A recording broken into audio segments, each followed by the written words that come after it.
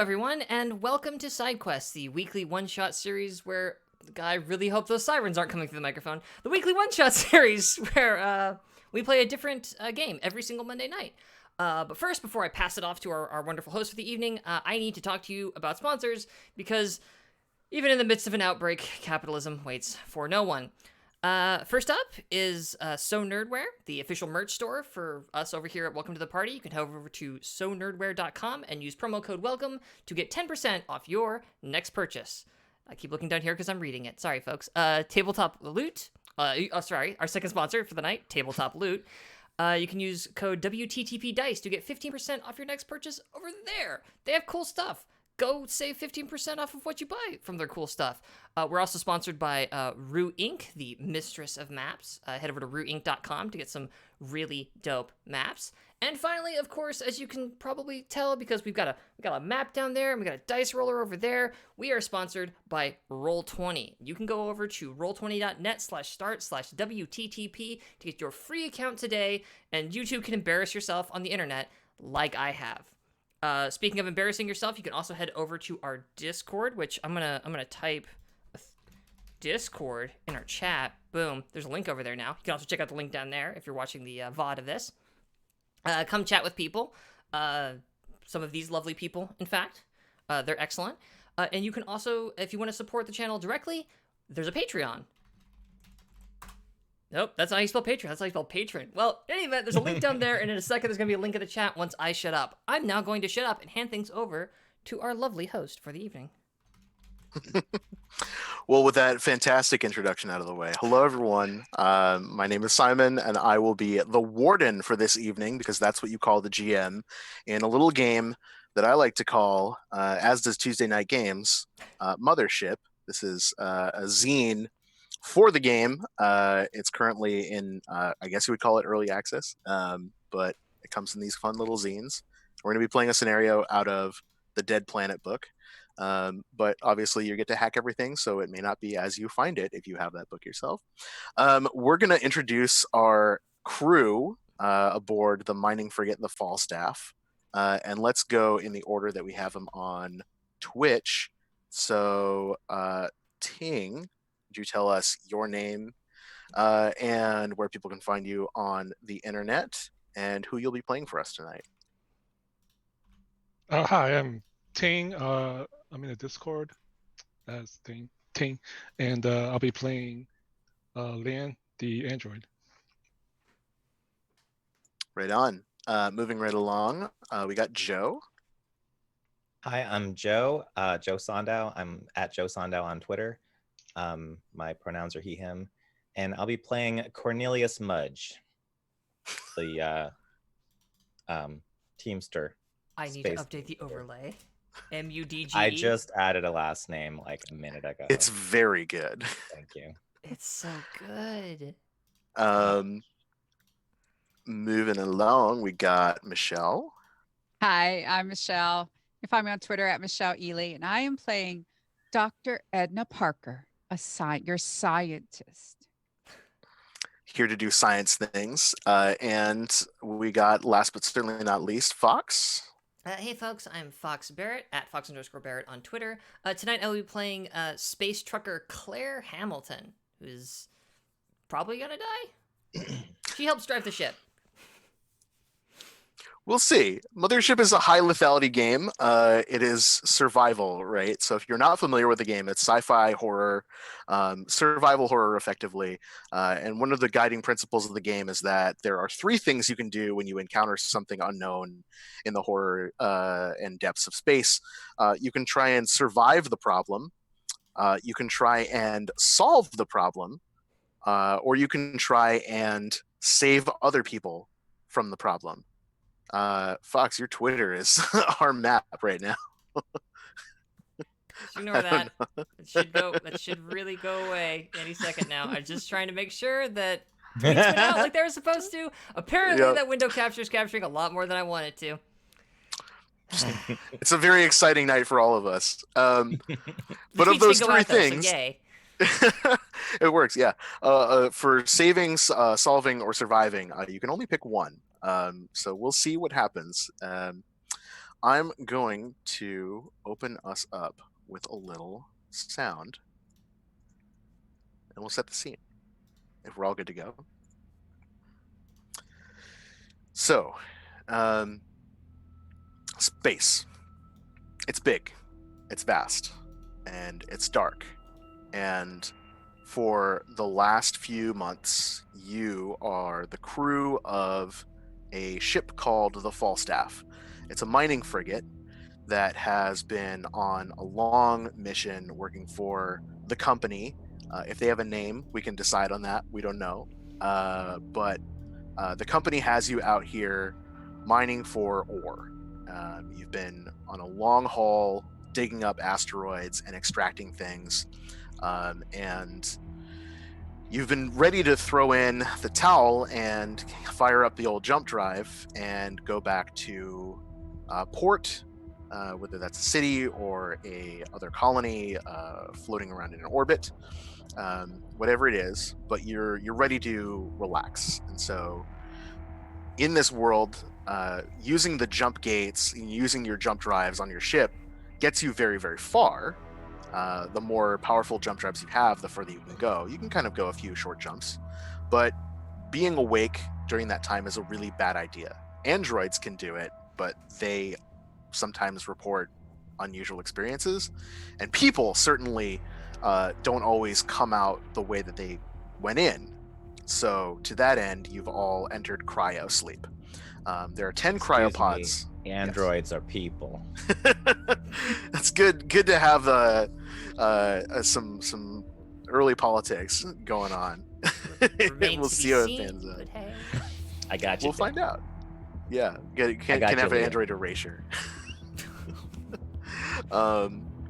Yeah, so there are 10 cryopods on the Falstaff. The Falstaff is run by Captain Carver, along with the four of you who are the most essential personnel effectively on the ship.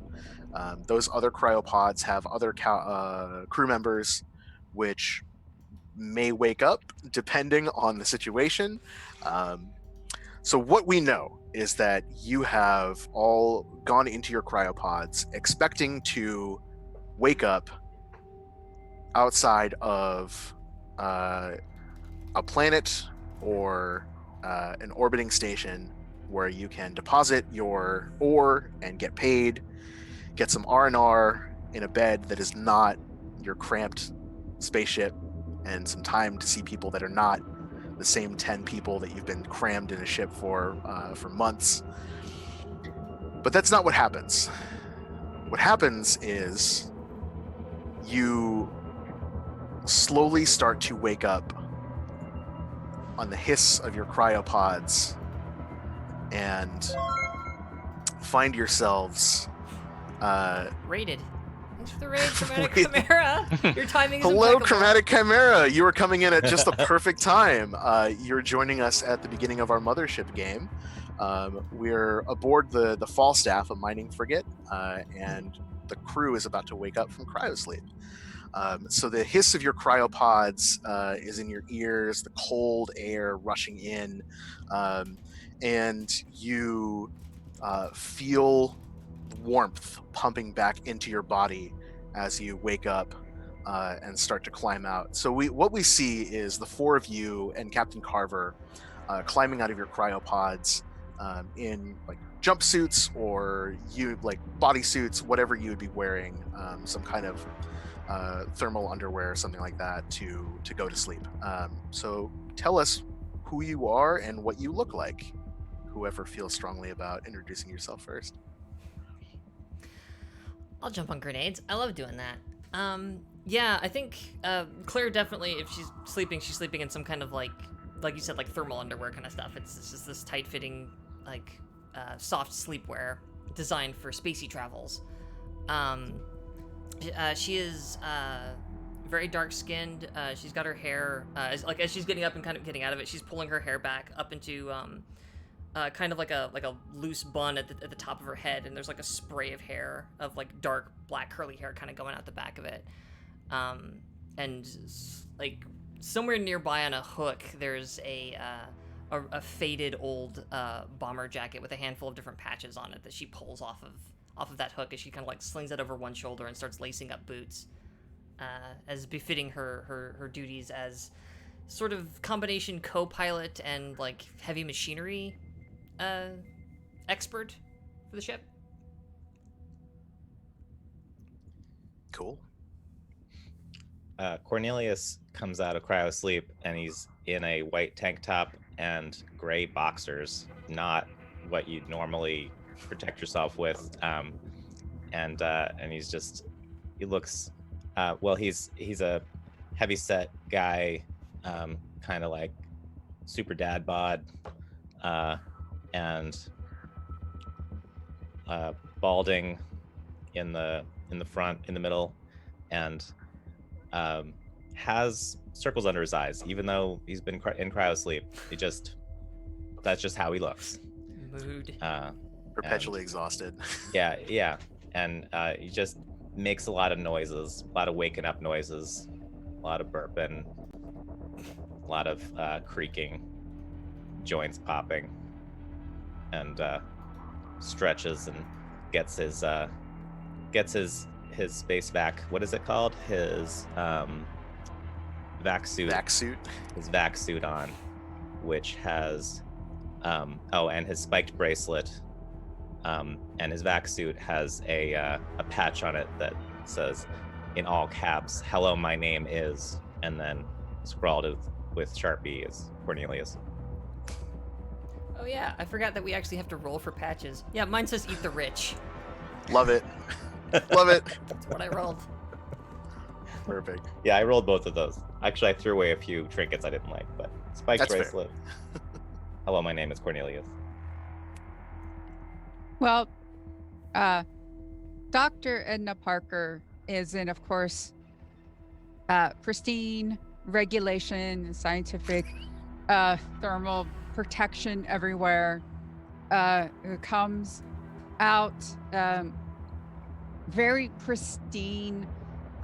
Even her hair, even though it's curly, it's like somehow still even just right. It doesn't even look like bedhead. I don't know how she does it, but she does it. She comes out, and of course, she's putting on regulation footwear, regulation. It's all because she's a scientist, and it's all pristine and clean as possible, and taking account of what is happening, and immediately realizes that something is wrong.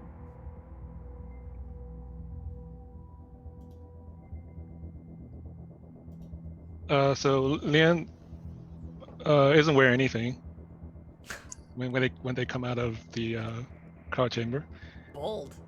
and they wipe off some of the frost and puts on their jumpsuit. They're modeled after a young East Asian male. Basically, it kind of looks like Jet Li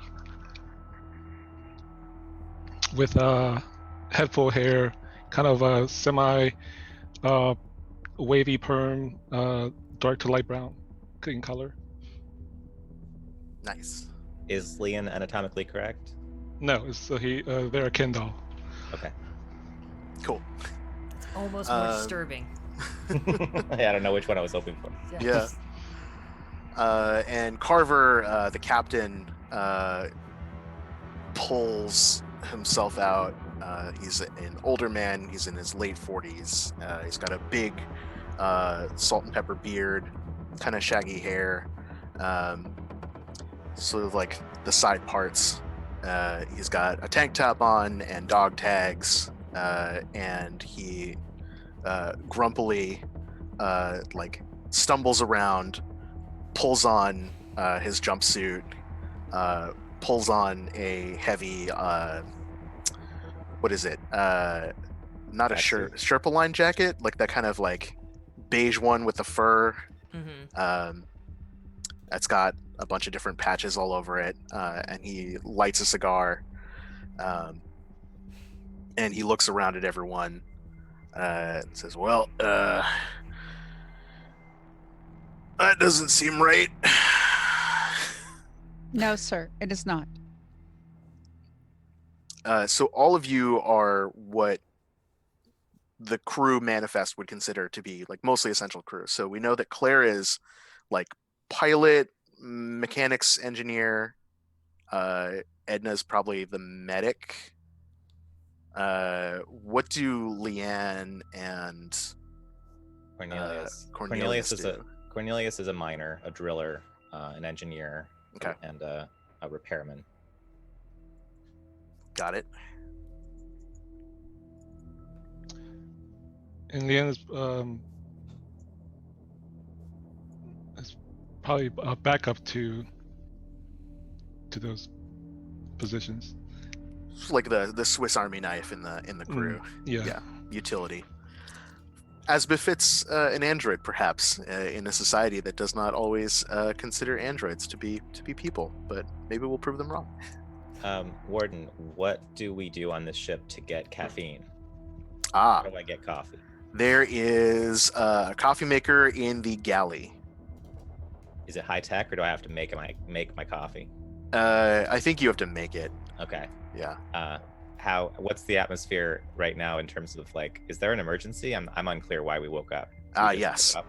Yeah. So you, everyone's like stumbling around, and Carver says, "Computer, give me a situation report."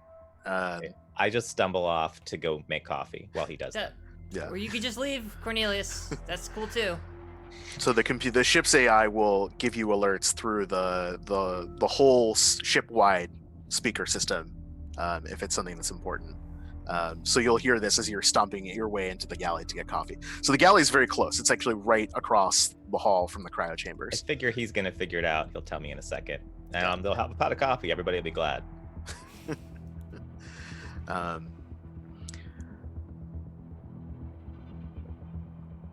The Falstaff has detected a proximity alert. During cryosleep, I intercept a distress beacon was intercepted, and as is dictated by company policy, a ship that is authorized by the company must be investigated. I have rerouted the ship's jump course to respond to the distress signal. How far off, of course, are we now from our original destination? There is a anomaly in the sensor array. Of course. It is difficult to pinpoint exactly where in the galaxy, relative to your previous position, the ship presently is. Of course. I turn to the captain. It's like, Skipper, I'm gonna head up to the bridge then and see where the hell we are. Yeah, the sooner we figure this out, the better. He chomps the cigar into his mouth and storms off. We'll head up there too. Okay. Dr. Parker will go to the med bay and begin to prep in case. Okay. Do we have a good intercom system? Is it easy to? Yeah, each of the rooms I think has a panel that you can just flick a switch and hold your thumb down and yell into. Yay, Right, so 70s. while I'm making putting coffee in the coffee maker, I push a button on the intercom and tell everybody, I'm gonna go check that sensor array, make sure there's nothing wrong with the sensors, no space garbage got on them. All right, you let me know what's going on as soon as possible, Mudge. The sooner we can figure out what's happening and investigate this thing and get back to port, the better. Yeah, I'll find it. I'll fix it. So you're going down to the cargo deck. So currently the cryo chambers and the galley are on the hab deck. So you've got a 3-deck ship. That's the center of the ship. The med bay is at the back end of your current level. So that's where Dr. Parker goes. Claire and Captain Carver and Leanne are up on the 3rd deck, the command deck where the bridge is. And Mudge will be down in the computer room, probably in the cargo deck, which is below. So let's start with the bridge, because that'll tell you exactly what's happening here. So on the bridge, you get up there and there is a display port. It's a big open super powerful glass display, along with the controls necessary for flying the ship, your captain's chair, your joystick, and whatnot. A few side terminals for people to do different diagnostics, a few command modules. A lot of the heavy processing is down in the computer room, but you can still control most of the ship's systems here, such as the mining laser that's grafted to the front of your ship, the thrusters, etc. What you see is nothing short of alarming.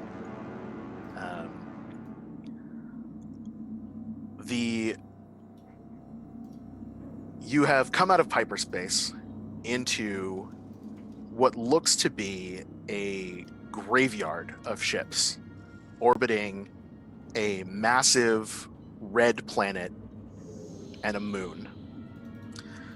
The closest ship that you have in proximity to you has the company logo painted across it, and then the Alexis in smaller white text painted underneath it. It doesn't appear visibly to be working.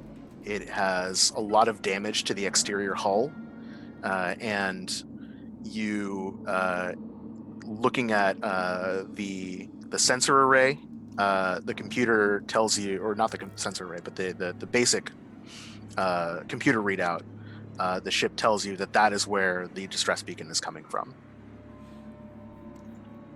Do we have any kind of smaller craft on this ship, or is it just like us in our spacesuits if we wanted to, say, go over there? Some mining ships have utility pods. I think you guys probably already used one. So if you want to investigate it, you'll have to go either into space and spacewalk over in vac suits. It's also possible that you could get closer to it and dock airlock to airlock from the cargo holds, but that would require some maneuvering, because at present you are on the port side, and the starboard side is where their cargo hold is latched up onto. So you'd have to use your thrusters to kind of get around to it. Does Lee and the android have more immunity to damage from vacuum than the rest of us, by any chance? Is it safer for androids? It's a little bit safer for androids, yeah.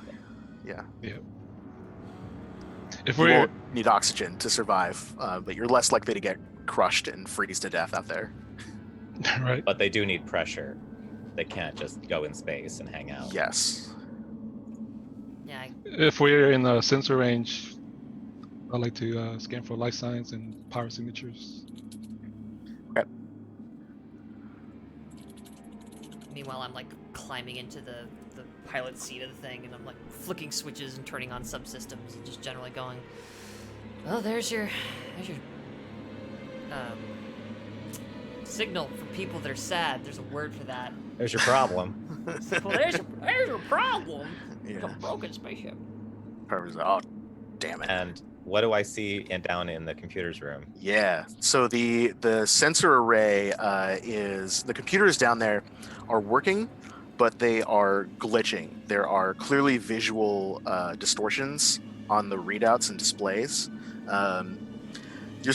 They still function, but every now and again there seems to be some kind of like minor power surge that causes the screens to fritz the way that an old CRT might like.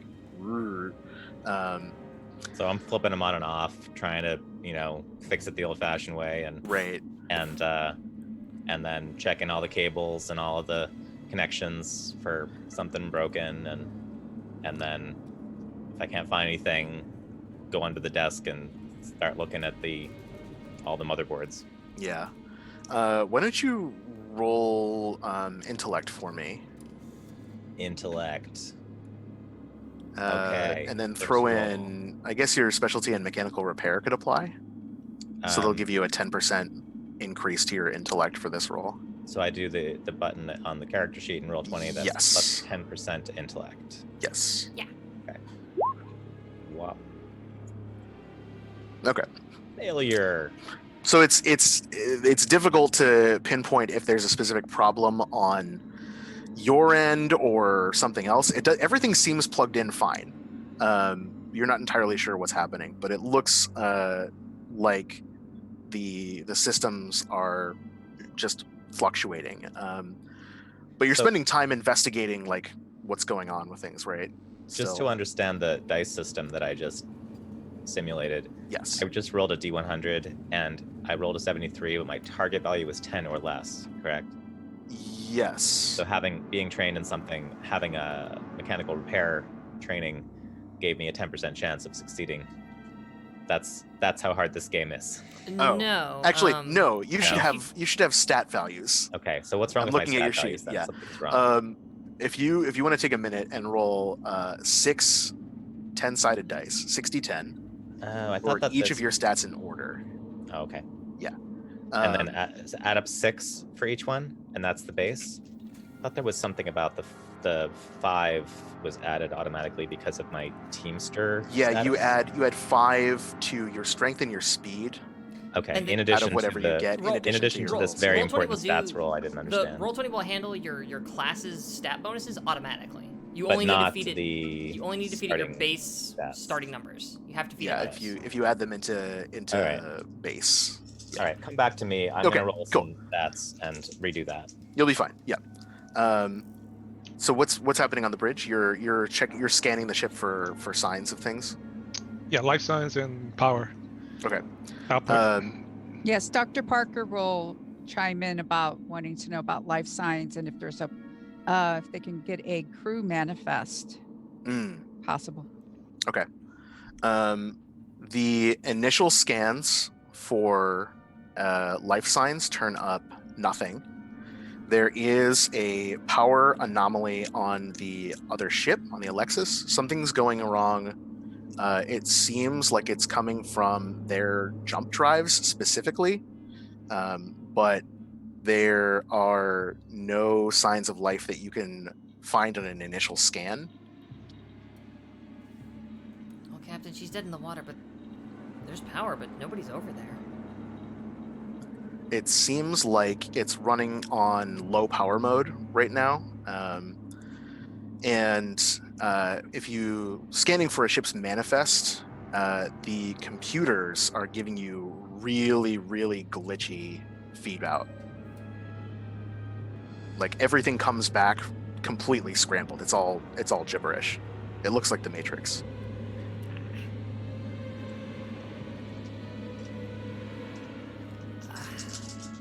Do we know anything about this class of ship? Like how many pods it might have? Like how different it is from ours?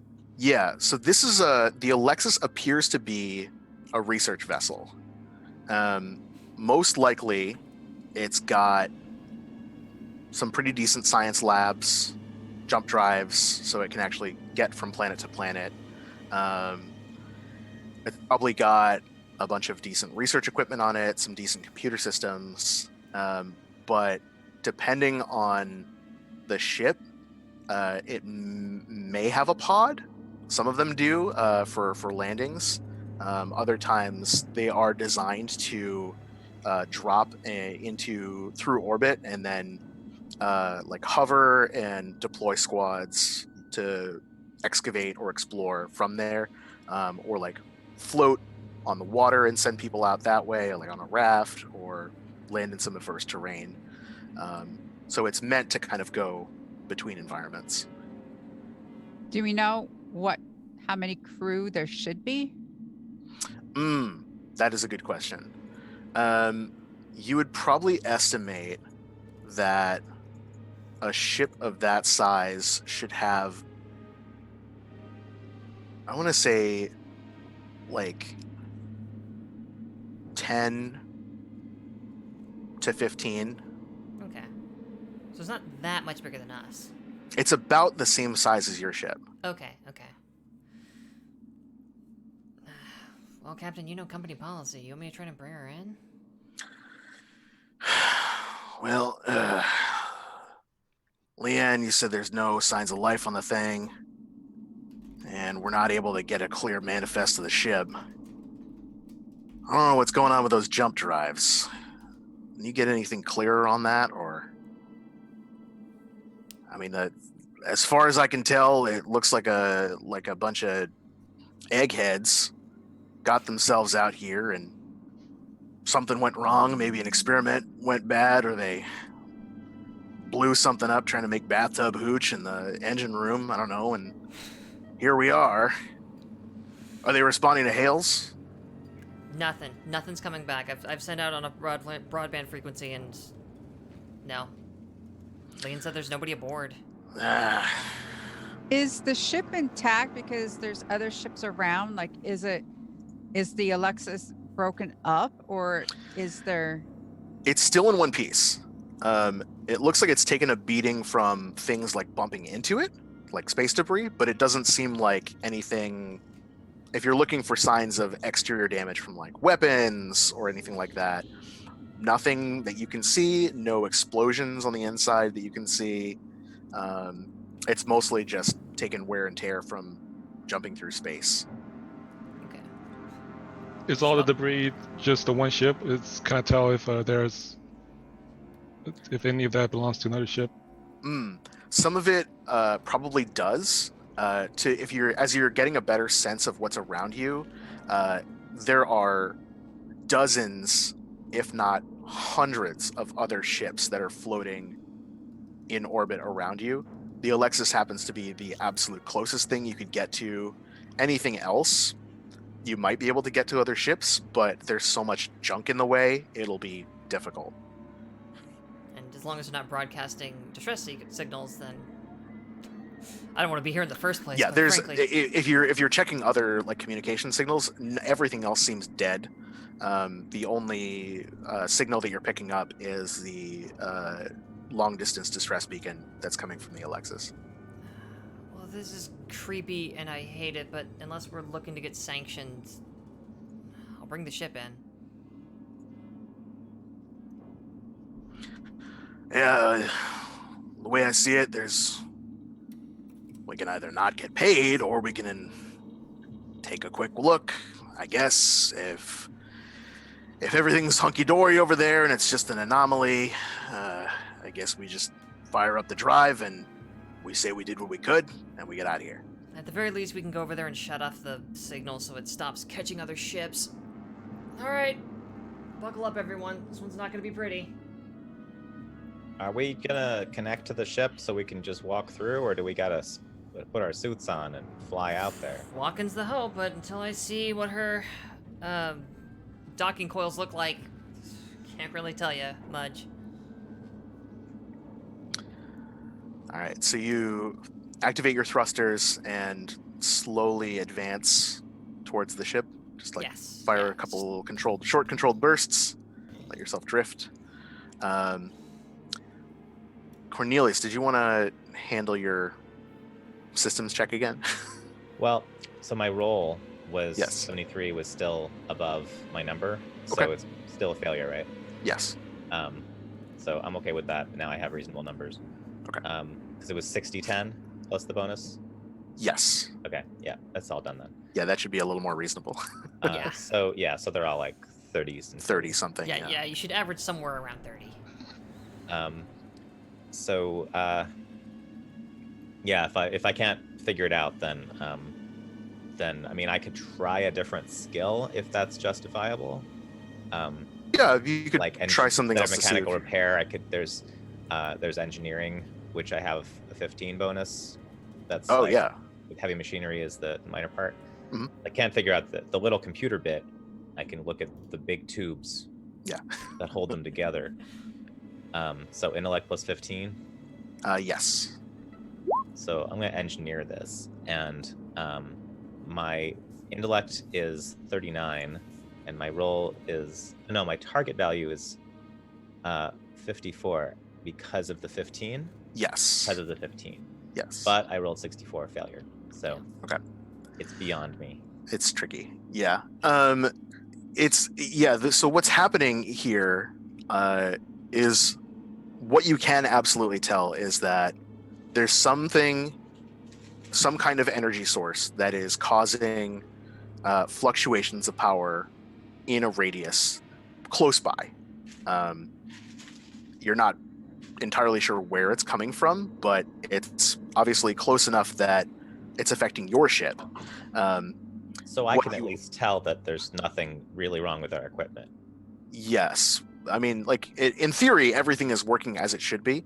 What you do notice, I will say this, what you do interference. notice while you're doing this is that your jump drives were mostly fueled up when you made the jump back to port. They appear to be bleeding fuel or power, and something's off about them. They were working absolutely fine. You triple checked them before you made the jump. When you got here, they are no longer in tip-top shape. I intercom the bridge. We lost a lot of fuel. That's Yeah, not right. whoa. Do we have I don't know. Did we hit something? Computer, damage report. I have detected no physical damage to the ship during our hyperjump. Okay. I mean, you're down there. Can you check the lines, Mudge? Because, yeah, I'm not picking up anything up here on the bridge. Yeah, I'll check it. I trudge over to the energy fuel canister area. And shall I roll engineering? I think for this, you can tell what's going on. What is So what am I your looking at? fuel tanks are fine. The fuel tanks that were hooked up to the jump drive are at the levels that they should be for a jump of the distance that you estimate you might have made, which is not far. Like your jump drive can only go so far. So you made like maybe halfway through a jump, you got the distress signal, you rerouted. So for like 1.5 jumps, you should be at maybe 75%, 50%. The tanks are there. What's not working are the drives themselves. The two systems are not talking to each other properly. And I can't tell why yet. Well, based on your initial work, Mhm. right, I think what you can tell is everything's plugged in, everything's hooked up right, there's no damage that you can see to anything. You'd really like crack open everything and like recheck it by hand and make sure that everything's working properly. There's But no way that each of these parts failed individually. They're all connected individually, successfully. right. So there has to be an external reason why overall we're having a systemic failure. Yep. Specifically in the jump drives. In the jump drives, but also in the sensors. Yes, the sensors are a little fritzy. And I can't use the sensors that well to try to figure out what that thing is because the sensors are a little fritzy. Well, I could try. You could probably fix the sensors. just That fuzzy. doesn't seem to be much of an issue. And can the sensors theoretically pick up things that could cause interference? Yes. So I'm going to try to fix them. Okay, So shoot. I will say, there's a mechanic in the system for like assisting people, right? Yes. I think. I remember skimming through the rules, and I thought that there was a roll assisty thing people could do, but admittedly, I don't know it offhand. And I just figured I'd bring it up before our next skill roll, just in case. Because while I am very busy flying the ship, there are 2 other crew members who might be able to join in. I think the way I'll do it is Nice. if somebody assists, I'll give you advantage because this game borrows some modern game In design fact, ideas. I think that's totally what it is. I That think might- it's that's they roll with probably it, advantage. yeah. I think they roll with So- advantage, yes. Then let's- Yeah, so you'll roll twice and you'll take the better result. Also, thank you, Dice Priori, for the raid. Wow! Hey! Welcome, Hey, Dice Vaders. Priori. We're playing some Mothership. We're gonna die in space. Thank you for the follows, by the way, for drummers have souls, Chase 314, and I think that's it. Hi, friends. All right. Hello, friends. So, maybe Leon, could you maybe give me a hand trying to fix these sensors so I can figure out what's wrong with these drives so we can, move? Sure. Thanks. Yeah, I'll head out down to the science room. Unless Leon is substantially better than I am. Just not to metagame, but let's metagame. I guess we'll find out when Leon gets down to the computer room. Or I can So try the it. ship is coming Definitely. into close proximity. And Carver says, "Well, all right, well, we're close enough for a walk. If anybody feels like getting their toes wet." I don't mind checking it out, Captain. I just kind of want to make sure that we can move afterwards. I'd like to see if we can get these drives to respond a little better. They're acting up. It's always one thing after the other. Yeah, I just gotta kick them or something. I'll kick harder. So, should I roll engineering again, or? Well, I guess that depends. Does am I doing? Leanne want to take an action, and do you want to assist Leanne or vice versa? Well, are we allowed to share our stats and metagame that decision? Yeah, totally. Because if I'm rolling intellect, my intellect's 39, and I'm gonna do probably, I guess mechanical repair is more accurate, even though it's not as much of a bonus as engineering. Mhm. So my target would be 49. I have 45 intellect, and I guess I can look at the computers. Oh, you That have- seems pertinent. Yeah. Yeah. Why don't I assist you in this computer room? Seems legit. You seem like a computer person. All right, so Literally. Leanne, give me Figuratively, 2 yeah, dice rolls. yeah. Take the better one. All right. Teamwork. Oh. All right. Wow. Oh wow. Hey. Wow. It's a crit? Very close Is to that a critical crit? success. Yeah. Double zeros is a critical success. Oh, I, so It's not close. 100. yeah. No, there's no Uh, 100. It's 0 to 99. Right.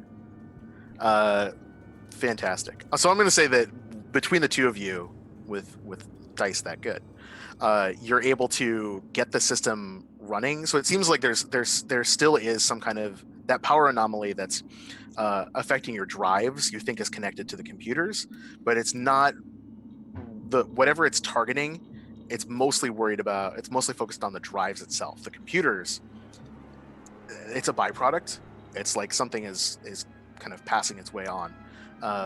So you're able to just like smack them around, do a hard reboot of everything. Everything comes back online, and your ship computers are working pretty dang well.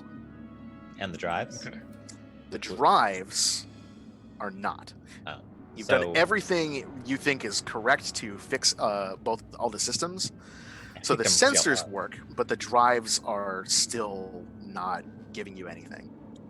But the problem that caused both of these, the source of both the problems is maybe the same thing, Yes. but we fix one You would symptom. know if you fired up the sensors, perhaps.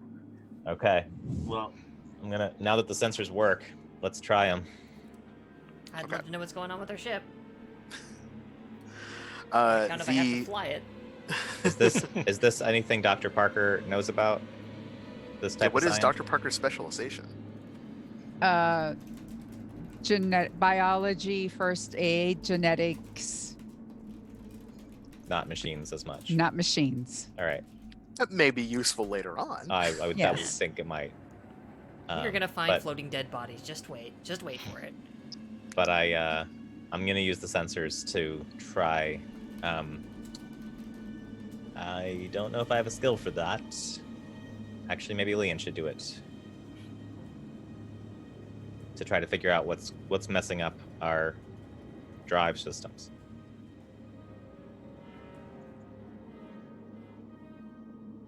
I don't know if I have a skill for that either. I mean, Well, I was would it thinking still be if- You can computers, still do an I was intellect thinking roll. computers. Yeah. or is it just playing intellect? You could do intellect and add your computers. That sounds right. Okay. Oh, Hey, there Wow. it is. Okay. So you're using, now that the computer's had a hard reboot, everything's refreshed. It's no longer like struggling along. Whatever is happening with the jump drives, you just cannot get through to like fixing the problem per se, but you can figure out what's causing it. There is a distress signal that you can read on the Alexis. So it's coming from the bridge of the Alexis. The Alexis is running in low power mode. There is a energy source, like an energy vacuum, that is localized from inside the Alexis. Whatever it is, whatever this anomaly is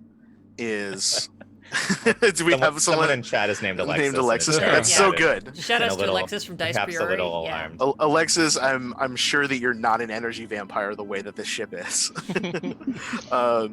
But that's We what's don't happening, know. right? There's something inside the ship that is somehow siphoning the power from your drives,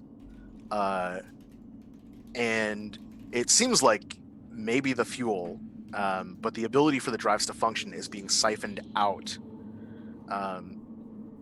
Oh, Part of it is running through something in the Alexis, but now that you're scanning with fresh eyes and with fresh computers, it seems like it's going also onto the planet itself. Captain, I don't think we should dock with that ship thing. It's the reason why our systems aren't working. The closer we get, I think the worse we are. I think if we touch it, it's going to get a lot worse. How bad are we talking? I'm thinking if it's the cause of a drain to our systems, we could get stranded just like they are. Oh, son of a bitch. I would sooner fly over there and check it out and fly back with momentum and not worry about systems failing.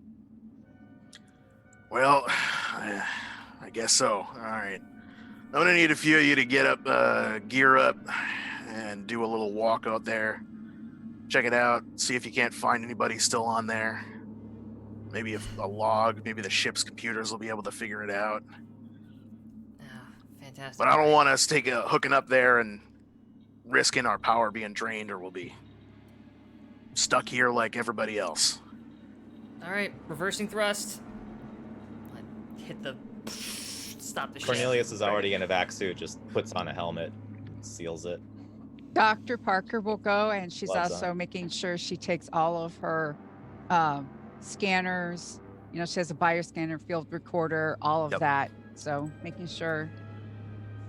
Fantastic. I'm gonna I have a set the ship question to about- just try and maintain its current position as best I can in the current orbit around this planet.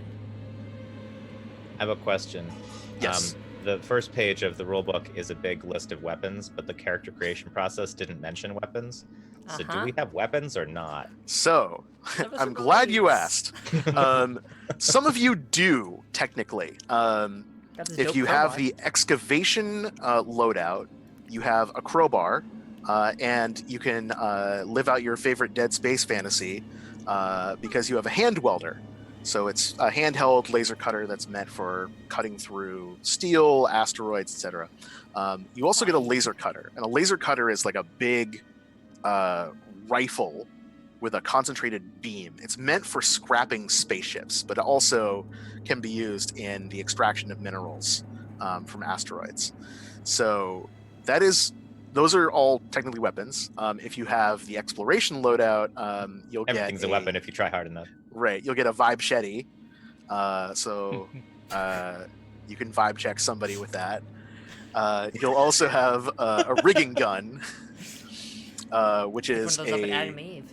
yeah, exactly. Go point that thing at me. Jesus Christ. Sorry. This is a Hitachi brand vibe shetty. Yeah, the rigging gun is a harpoon gun, basically. It's Oh a my big, God. it fires a massive harpoon, also used in asteroid exploration and mining. But you could use that as a weapon. A flare gun could work as well. 'Cause I know I have a trank pistol and stun baton. You could also use your scalpel in a desperate Yeah. situation. Aside from that, no. You're pretty sure that Carver has a revolver on him, but that only comes out in desperate situations. And as far as you've seen in the years that you've been working for him, you've never seen him pull it out. And you do have mining equipment on your ship. So I would say if you wanted to arm yourselves with anything else, the best you could probably do is grab a couple more hand welders, and maybe 1 or 2 extra laser cutters out of the cargo hold. But you'd have to answer to corporate for why you were misappropriating mining equipment for your own Yeah. self-defense. And But you can totally do that. Does corporate mind that sort of thing? I think in this dystopian hellscape that Mothership is implying, Mm. they probably do care, but yeah, corporate is annoyed by everything. yeah, That's why we're out anything here. that affects the bottom line is really... Yeah. And I'm the gonna AI would fulfill the probably tell 'em. contract.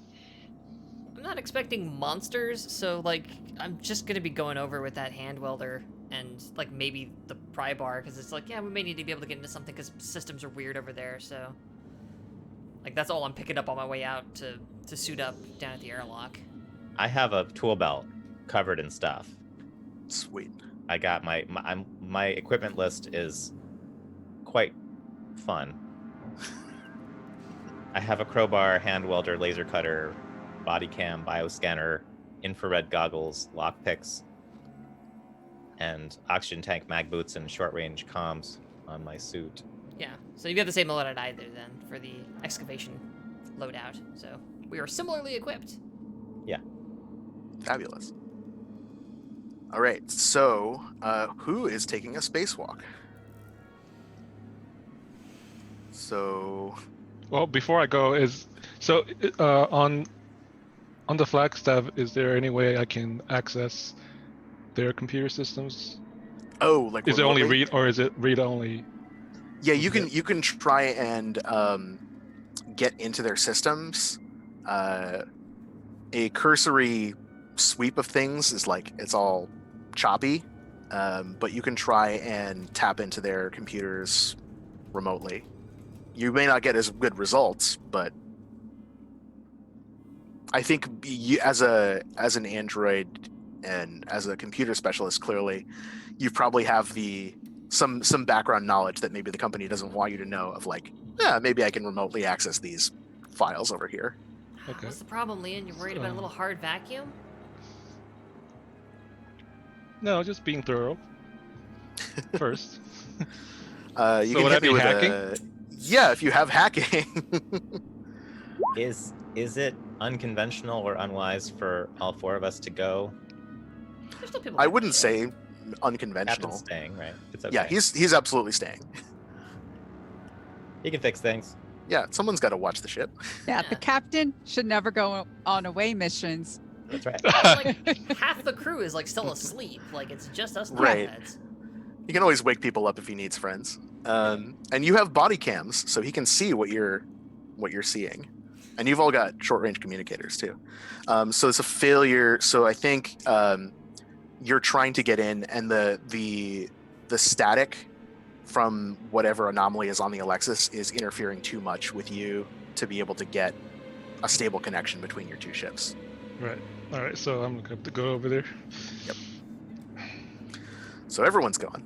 All right. Yeah. So you all have vac suits on, I presume. No, I figured I'd just go out in my briefs into the hard vacuum of space and take Hold my your breath. chances. Yep. So you get out into the coldness of space after suiting up. You've got your seals and everything, and you drift over to the Alexis. So from the outside of the ship, the 2 ways in that you were able to see were the cargo hold airlock on the other side that you know is there, but that's sealed. And the airlock that you can see is sort of like an initial decompression chamber, and then that would probably lead into whatever central deck they have. Yeah.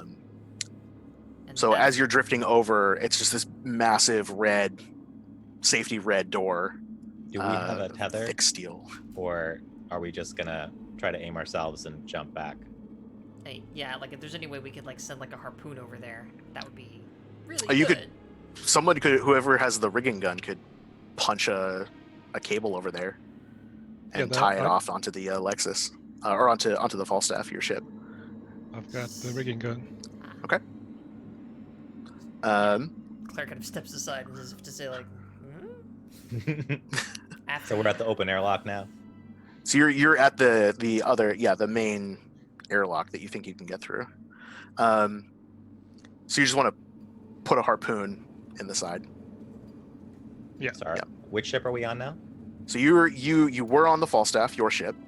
Oh. You've shot a harpoon onto the Alexis, and you're using that as a handrail to get your way over as safely as possible. So now the four of you are drifting in space outside the airlock door. Oh, I hate this. What do you do? Panics very quietly to myself. Claire is muttering very quietly, just pulling the rope, walking over with my hands. She doesn't even have her eyes open, just one hand after the other, not thinking about that there's this much material between her and vacuum. This is normal for Mudge. This is tedious. Yeah. What do you do? Can we open that hatch? So you go for the hatch. As you go to turn it, it feels very resistant. And any more force doesn't seem to be productive. It seems like it's jammed up. Want me to cut it? I'd say we got laser cutters. Let's burn into her. So, laser cutter skill. So I have asteroid mining. Mm-hmm. That seems appropriate. That seems very appropriate. And as do I. And so there's strength, speed, intellect, and combat. Which skill is cutting? I think you're gonna need strength for this because you're both cutting with precision, but you're also trying to pull it back. Okay. So it seems like the two of you could probably assist each other. So whoever wants to lead that action, take advantage. My total is 60. Well, that beats my 43. All right, so why don't you assist me, and I'll try to cut through this with a double roll. There it is. Hey, thanks for assisting, 'cause Yeah. that first one didn't work out. So both of your hand welders, you're able to cut kind of in tandem around and pry it back. Thankfully, this is not an explosively decompressive space. You're able to cut. Do you want to cut the whole door off, or just like enough of a space that you guys could get in? First, cut enough to look inside. Well, first cut enough to see whether it explodes. Okay, yeah. So you cut And a another little see if we can section. Yeah, we're cutting into an airlock, so it should be decompressed inside there. Yeah, everything's good. I mean, that first hole is when you don't know what's going to happen. I suppose that's fair. It's going to, like, spray a lot of air at you. I suppose that's true. You could just, like, take it, like, just bore through a small hole, like a little pin size, like, and as soon as you've got, just like, let all the ammo air in out. there? No? Okay. And then, yeah, like, I want to cut a big hole And in then this thing cut so it. we can cut Yeah, the door Cut out. some more to have a look. And So what you can initially see is the secondary door, which has glass panels that you can see through. So sort of like two parallel tall rectangles. The ship is on. The power is on in low energy mode. So there are dim red safety lights gently pulsing, illuminating the floors and the ceilings, the little like white dots along the floors that show you pathways to different egresses. Inside, there's an initial hallway that you can see. And aside from that, nothing else seems out of the ordinary. It just seems like a ship with like a little bit of disarray on the ground, like a few things, like some panels like a little knocked loose. No immediate signs of life and no immediate signs of danger. well, I Claire's good. remind everyone to keep their helmet on because we do not know what is in the air, because we've seen too many movies that where people just like don't do that. I take out my bioscanner, which allows me to scan the immediate area for signs of life. Okay, so you're sweeping around. There don't seem to be any signs of life on this immediate area in the deck or anything like that. For a second, you get a couple little pips, like a little cluster, that grace the edge of your scanner range. They hover there for a second, and then they blip off the edge again. We're inside now, right? You're in the entrance. We're in the airlock. Is there light? Yeah, there's dim red lights illuminating the hallways, and then there's flooring light as well, little white lights at regular intervals, sort of like an airplane, that will lead you to like this airlock and like down the hallways and stuff. And is there Mudge still says gravity? it's good that there's power, and on the other hand, if it's draining our ship, I don't know. Kind of want to shut it off, whatever it is. I guess we should find the people first, right? We're here to find people. What people? I don't know. Oh, What's your thing I say? tell everyone about the bioscan. How there was a blip in this Is that- direction. Are blips people or blips? Well, this does sign for life signals. I All right. sincerely doubt the company set 3 cats out here on this ship. It's probably people. Do they have any of those, Doc, like, you want to little- show us which way to go? It does. And then as we get closer, I can scan again. All right. So let's move to the map. Yeah. We go in. So we go through the airlock. We have to close the outer airlock door to open the inner one, right? Yes. And does it successfully close? It shuts. Yep. Okay. And Carver comes through your headsets. I'm seeing what you're seeing. It's a little choppy, but we should be good. If you can't see anything right now, it's because I turned on Fog of War. So here in Roll20, this is where you are right now. I'm filling it in for you. So this is what you can see immediately. You've come through the airlock. There's a hallway to your left and a longer looking hallway to your right. The signs of life were coming from somewhere down the hall to the right. Then I would suggest we cautiously proceed to the right. Let's And split up. as you explore, yeah, you can. There are each of the rooms is conveniently labeled for you.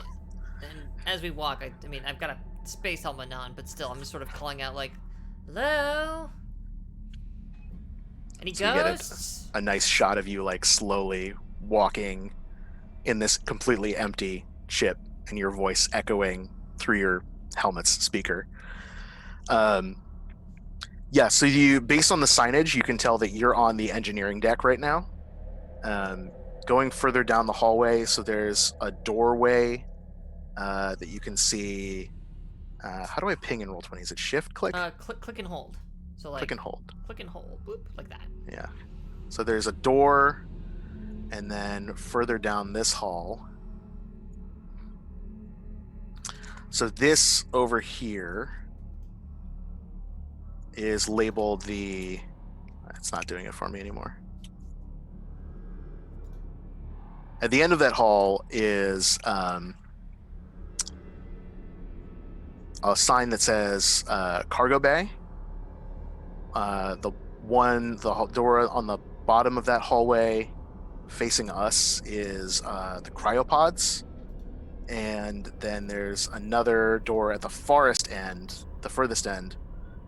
which is engine room.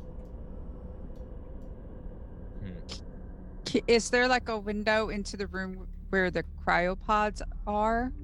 Yeah, I think there's like a little like glass panel that lets you look in.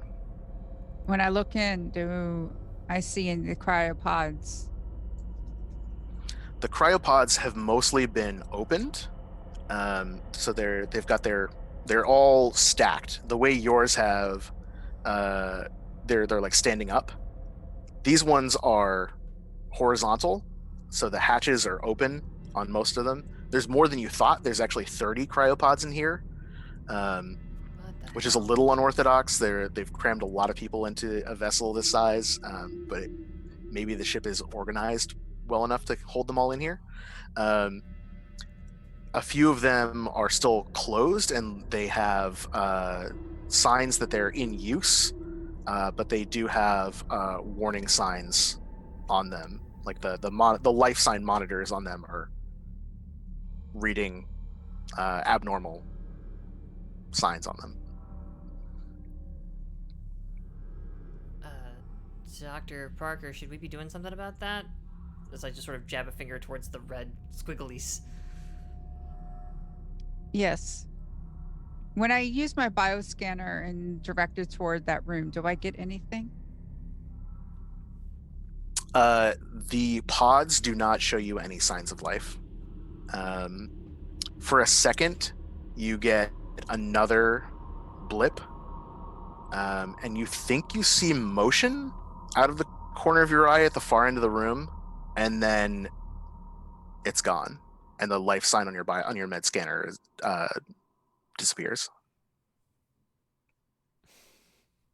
Mudge is looking over the doctor's shoulder at the thing, not understanding it. So what is that? I saw movement and a blip of life. So that's good, right? That might mean somebody's alive in there. Something is alive in there. Wait, what does that mean? I knock on the door, like, doom, doom, doom, on the little glass window into the door, to see if. No response. We can't just. There's people in those pods. We can't just leave them Yes. in there. Yes, I open. Okay. Just be, The door slides open. just be prepared for something possibly moving in there. You step in to the pods. The open pods clearly have not been used for a very long time. There's usually maybe a little bit of frost left on them. Everything is thawed, so there's a couple puddles of condensation around them. The few pods that do have that are in use, there's like about 3 or 4 of them. One of them has a bullet hole through it, and the person inside is dead. Jesus. The other ones have people that have died somehow, but there's just blood smears all over the insides of the pods on the glass panels. On the Are we inside? supposed to be here? Are we supposed to do this? Or is this outside of our purview? This Just seems a- like a lot. Captain, are you picking? Like, I'm pointing my camera towards. Yeah, those you crap, like, walk over, Captain, are you Cap- picking this up? Carver's like, what the hell happened in here? Is it so? Is the one that we can't tell what killed it? Is it open or is it? They're closed. They're all closed, and they are showing unusual life sign. Like, they keep flickering between alive and dead. Fuck that. Fuck this. I need everyone to make fear saves.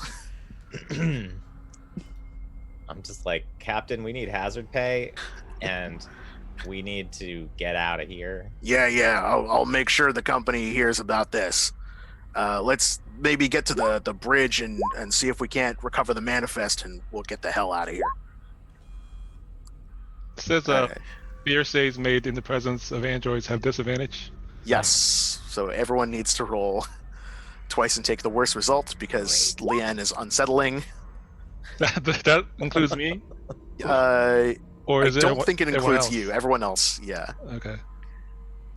Really? Well, That's okay, I already failed. I don't need to roll again. All right, Oh, so good anyone that point, failed yeah. will take 1 stress. cool and good. I'll just take that stress then. Oh, critical success on your fear save. Wow, Meanwhile, the robot over there. Yeah, you are well, it's fearless. Very nice. Yeah. This is very interesting. Yeah. You do seem to be full of this. Why is it outside? I think, Yes. yeah, you can get as close as you want to Yep. anything in this room. I'll turn on So- my flashlight so there's some more light in here. Yeah, we want to see I'll the look bullet around. hole blood more clearly. Warden, do I take stress by adding? I have start with 2 and I add 1, so it goes. You to add 3. 1, so you'll be at 3. Yeah.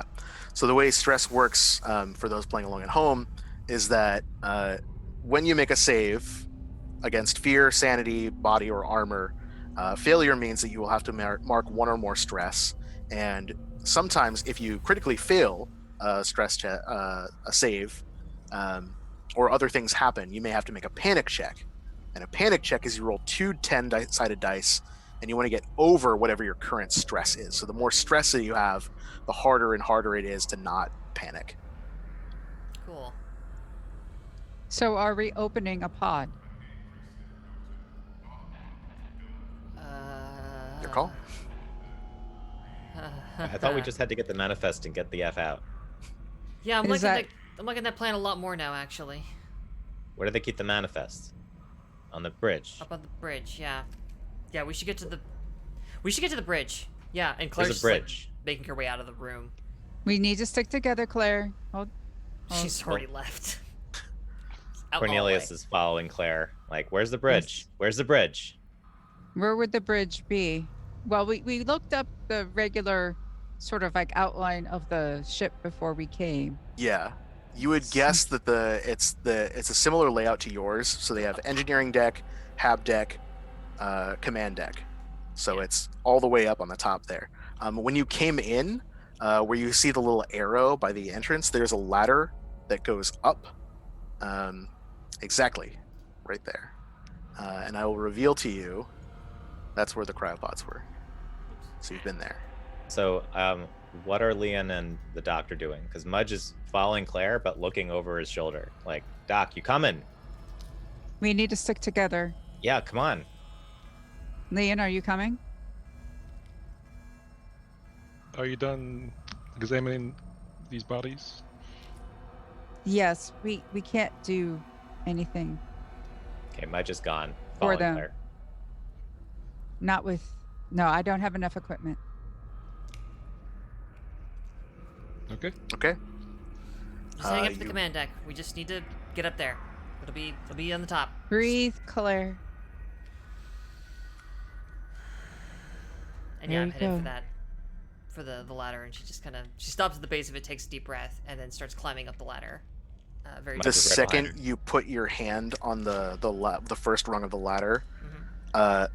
you hear something clang in the ceiling off to the side of, like, to your left, and something skittering above you, and then it's moving away from you. I fuck is that? scream and like turn and point my light in that direction, which I would do. But So my you're- wife's asleep. Bioscanner. The bioscanner shows there is a sign of life above you. You can kind of trace it roughly. You can sort of like paint the target with it, as it were. Something is above you, either on the deck above or perhaps in the hatches that you know exist that you can kind of use for maintenance to get around. But it's moving. It like stops for a second, and then it keeps moving further down the hatches away from you. That's But it's something. moving. It moves fast. Like There's it doesn't move like a human does. It moves like a We are not small alone. thing running. We should be quiet and just climb. yeah. Just gotta get the manifest and get off the ship. It's fine. We just have to. I want to make And- sure I have my bioscanner Oh yeah. Like going. shakily grab my hand welder and try and climb the ladder with it in my other hand. Yeah, absolutely, as you should. Yeah. I'm gonna take my crowbar out after I finish climbing the ladder. Because I don't want to make noise. You'll do science Hi. with it. I need to keep my hand on the bioscanner. It's the best way I can help everyone. All right, so you climb up onto the next level. You are on what is conveniently labeled the Hab deck. So this is probably where the ship's living quarters are, maybe a stateroom for the captain. You can keep climbing straight up onto the command deck, or you can check this level out, Uh, or do Claire whatever just- else you want. Claire just keeps climbing. Command deck. Command You deck. go straight up. All right, so you are on the command deck. Bioscanner Middle keeps of this going. place is possible. Okay. As you climb, below you now, you get another signal from a different part. Like whatever was in the ceiling went that way. The signal below you goes this way. It like circles around. It comes around. back to like the edge, like right below you, and it pauses for a couple seconds. And then it moves away in the opposite direction. We need. I tell everyone this, and we need to be. There's obviously at least two. We need. Two. Two what? Two what, Parker? I don't know. This only scans for life. Like I can keep track of their movement. We just need to be prepared in case they what's it called? Flank us. All right. I'm looking just- for the manifest. I'm looking Yeah. for Yep. captain stuff. I'm looking for the controls for the friggin' distress beacon so I can just like turn it off or break it or something. Yeah, the Carver comes through your headset like, keep it together, people. We're almost home free on this one. So at the edge of you're here, well, I'll label this for your convenience here. This is you're on the upper deck, the command deck right now. So when you climb up the ladder, if you went left or westward on this map, that's the command room. Eastward is life support and nav computer. Yeah, I'm heading left then. Yeah. Okay. Yep. So you push open the door. Inside, there is a human figure, a human, standing in a jumpsuit with a name patch that says Pander on the front. They are leaned over a computer terminal and just rapidly typing away furiously and like mumbling something to themselves. This room is a little bit in disarray. Things are thrown around. Some of the computer terminals in here are damaged or have like things smashed against them. Behind them is another human figure, completely bisected so that it's only their upper torso. And from the bottom are a bunch of tubes and milky white fluid. They look up at you, and you can see their name badge says Cranut. Pander is like mid-tone skin, shaved head. Cranut is South Asian, dark hair pulled back. And Cranut says, Pander, we have visitors.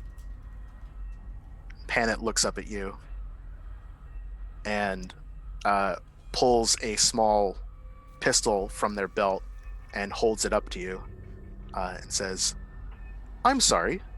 I need you to identify yourselves and what you are doing on our ship. Whoa. We're just... We're responding to a distress signal. We're from the Falstaff. It's my name is Claire. All right, Claire Hamilton. We're with the company. Hey, I'm Cornelius. How you doing? Good to meet you. Yeah. You are with the company. Yeah. Yeah. Yes. I've got. Yep. like whatever credentials it might have. Like if there's like a you can patch be or anything, like they'll be furiously logo. looking for a badge, right? Yeah, it's just like, it's like see. Look, we're not here to do anything. Not here to cause trouble. Just trying to help. Just trying to help. You must have responded to the distress beacon. Yeah. Yeah. Yes. That's why we're here. You got a bug problem. Do we? I haven't been able to determine the source of the anomaly within our computer system. I haven't seen your computer. There was something in the hallway making a noise. Maybe you put the gun down. We could have a talk.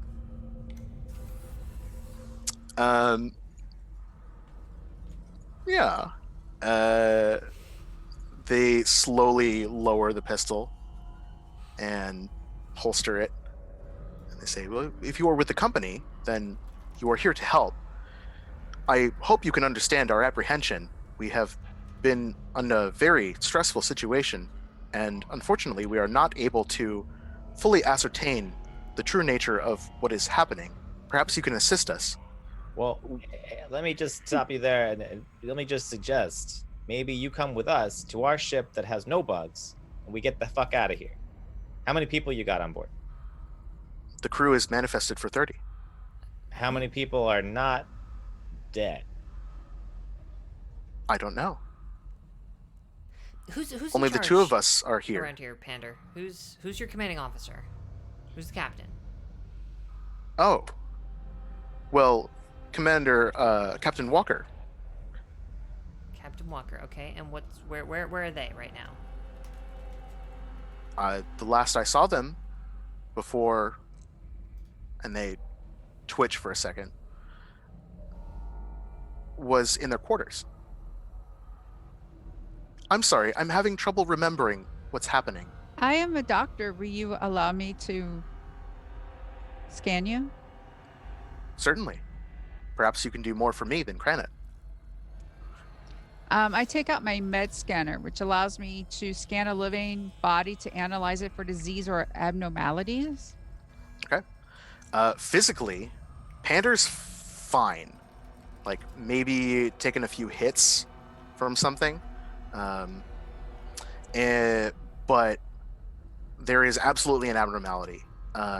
As you're scanning Pander's interior computer systems, while they are functioning mechanically, their computer, their centralized like processing unit, seems to be like fried. We do have a computer expert here.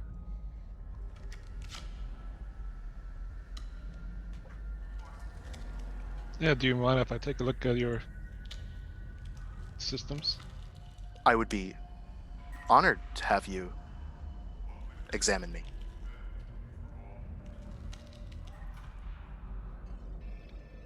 Go ahead and give me a... Do I know what are they older models? They look to be roughly the same generation as you. Okay. Oh, if they're both androids, I can use my cybernetic diagnostic. Ooh. Allows the Yeah. user to scan androids and other cybernetic organisms in order to diagnose any physical or mental issues they may be having. Yeah. I see you can just do that. Yeah. What you see is from some sort of external source, some kind of energy fluctuation. Both of their memory processing units have been completely wiped.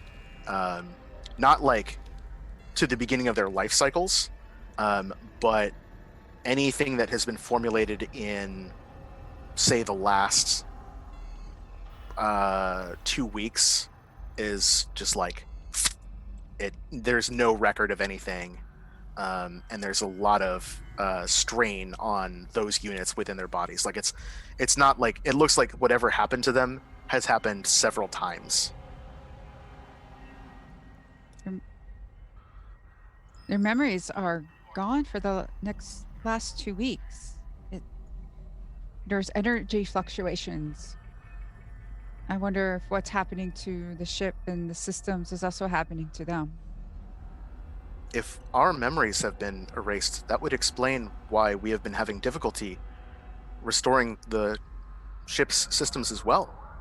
We have been having extreme difficulties with the computers. Yeah, speaking of extreme difficulties, what happened to your friend over there? Like, are we just not going to talk about what... They're in two pieces. Cranet looks up at you. I don't Oh, know how to bring it up. I would love to explain it to you. Unfortunately, I have no memory of how I came to enter this state. Oh, Does it I would hurt? love to help you in any capacity that I have otherwise. I am still very useful.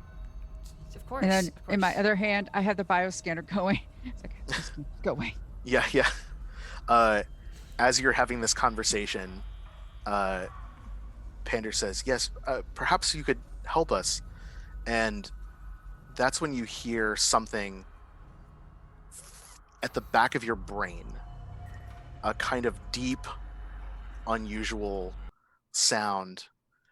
It feels like 1,000 vibrations at high pitch coming through your skull. Reality starts to blur. You see, if you've ever been very feverish and you see like perspective change, things seem to shift a little bit. The lights flicker. Dark black tendrils come from the ground like wet hair seeping up from the floor.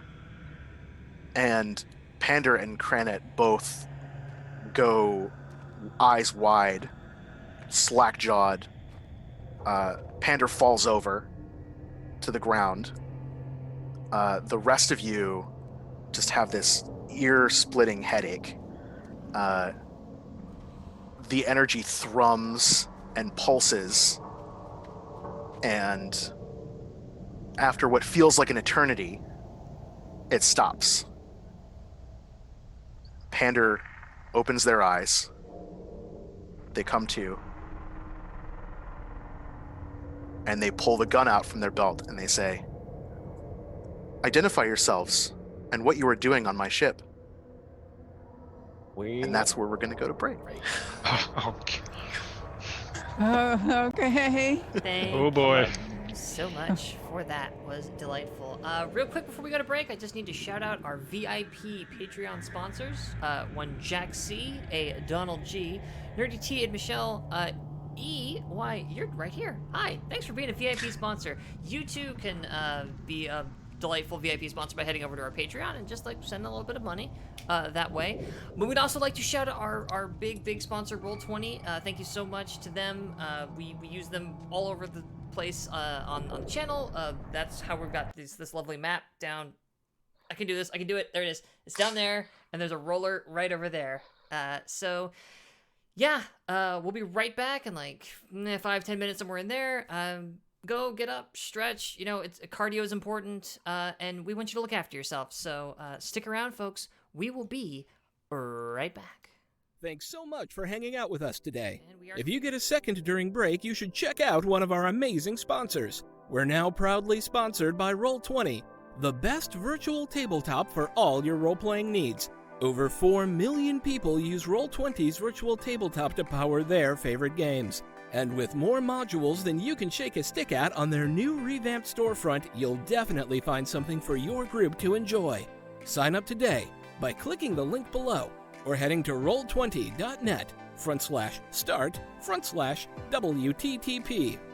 Tabletop Loot is an amazing place to get your dice bags, dice boxes, and more. And now you can get 15% off your purchase at tabletoploot.com by using the code WTTPDICE at checkout. Tabletop Loot. Your party starts here. While you're at it, check out our so awesome merch store, So Nerdware. So Nerdware is the place to find all your Welcome to the Party merch and other amazing stuff too. Head on over to sonerdware.com and use the code WELCOME at checkout to get 10% off your next purchase. So Nerdware. It's what the nerds wear. Devin Rue, the amazing mistress of maps, has kindly supported the channel since the beginning and provides graphics for many of our streams. Head on over to rueinc.com to check out some of the best fantasy cartography on the web. Our Patreon supports the creators and producers of the channel by providing Roll20 subscriptions, cost coverage for video hosting, and more. If you want to support the channel while getting podcasts a week early, gaming articles that are published on Patreon first, a shout out during our break, and more, head on over to patreon.com/welcomepartyrpg and throw us a buck or $5. And last, but certainly not least, help out the party. Subs and bits not only support the stream, but also every 500 bits or a tier 1 sub gives a player or DM of your choice a reroll or system equivalent, and every 1000 bits or tier 2 sub gives a player or DM of your choice a crit or system equivalent. Thanks again for hanging out with us today. The game will be back in just a few minutes. Let's all go to the lobby. Let's all go to the lobby. Let's all go to the lobby to get ourselves a treat. Delicious things to eat. The popcorn can't be beat. The sparkling drinks are just dandy. The chocolate bars and the candy. So let's all go to the lobby to get ourselves a treat. Let's all go to the lobby to get ourselves a treat.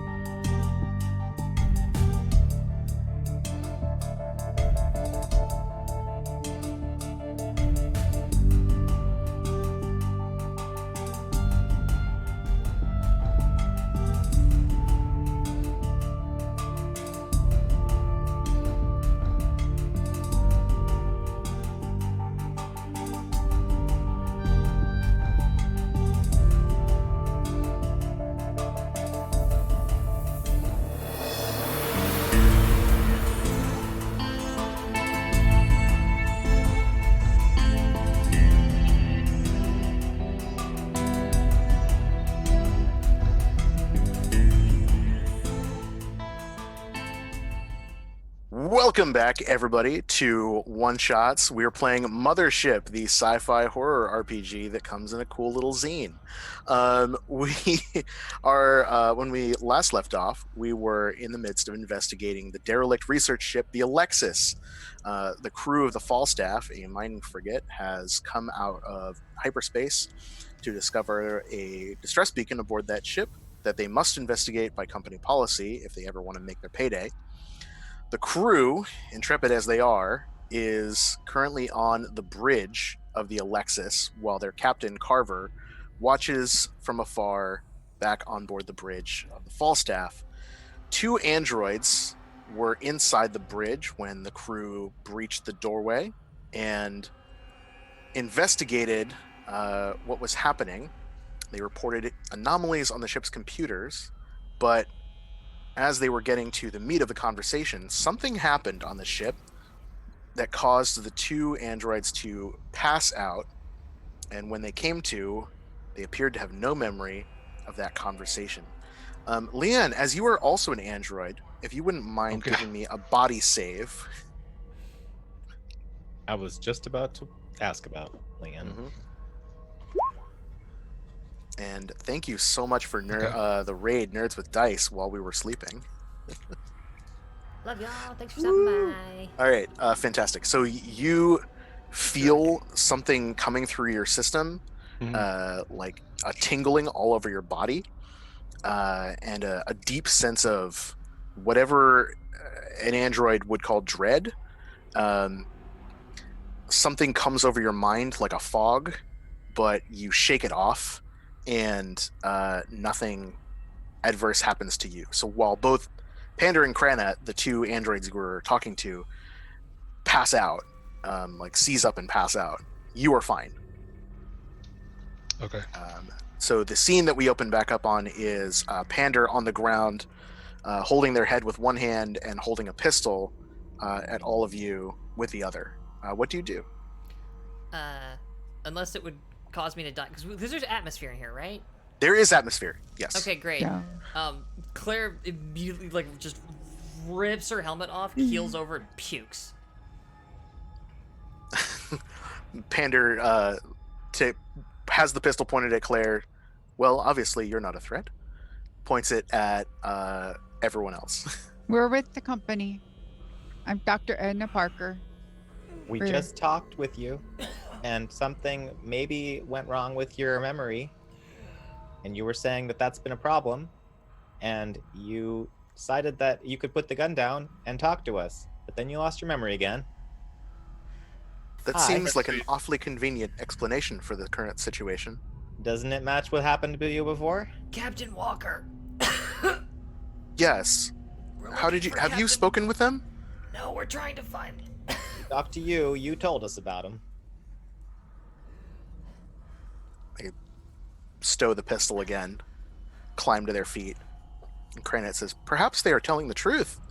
And Pander says, "Yes, maybe. I'm sorry. I've overcome with the most awful headache. We've been having difficulty with our computer systems, and we can't seem to pinpoint the source of the problem. Perhaps you can help if you are from the company. I can tell that you are by your identification and your badges. We are in a dire situation. We are operating on emergency power, and I cannot seem to manipulate the controls of the computer very well." Well, let's have a look at it. Leanne, you want to give me a hand? Sure. But just so we don't have to go over this again, maybe you can hand over the gun. Why would I do that? Pal. See, Well, your when we memory came might- in the room, you pointed a gun at us, and we had to tell you we weren't a threat. And then you agreed, and then you forgot. Now I'm kind of worried maybe you're gonna forget again, and then maybe you're gonna shoot me in the head while I'm trying to fix your computer. Do what you can to repair the computer systems, and then I will give you the gun. Is that an amenable trade? Just give me the ammo. Just give me the power cell. No more ammunition. You keep the gun. I don't need a gun. I just don't want you to fire it at me. You understand? Very well. They very mechanically, like, the gun's up. They cock the magazine back, eject the one shell in the chamber, take out the clip. They hand it to you. Thank you very much. I was gonna ask about the one in the chamber. You read my mind. It's just a small semi-automatic pistol. You hold on to your gun. We'll give you your bullets back when we're all done. I'm just a little concerned that there's something happening. It's not your fault.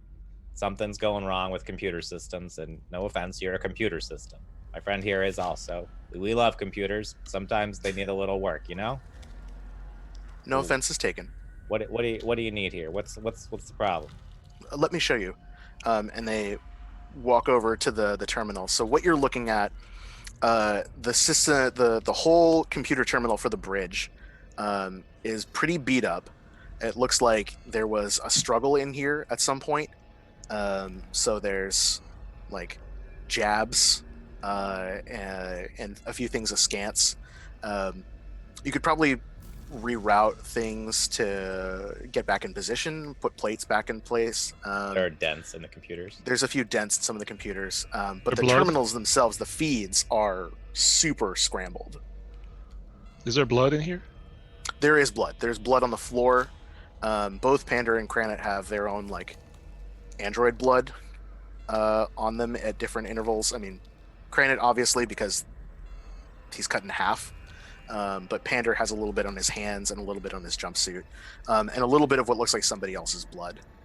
Is there a PA system, like a central communication system for the ship, like here on the bridge?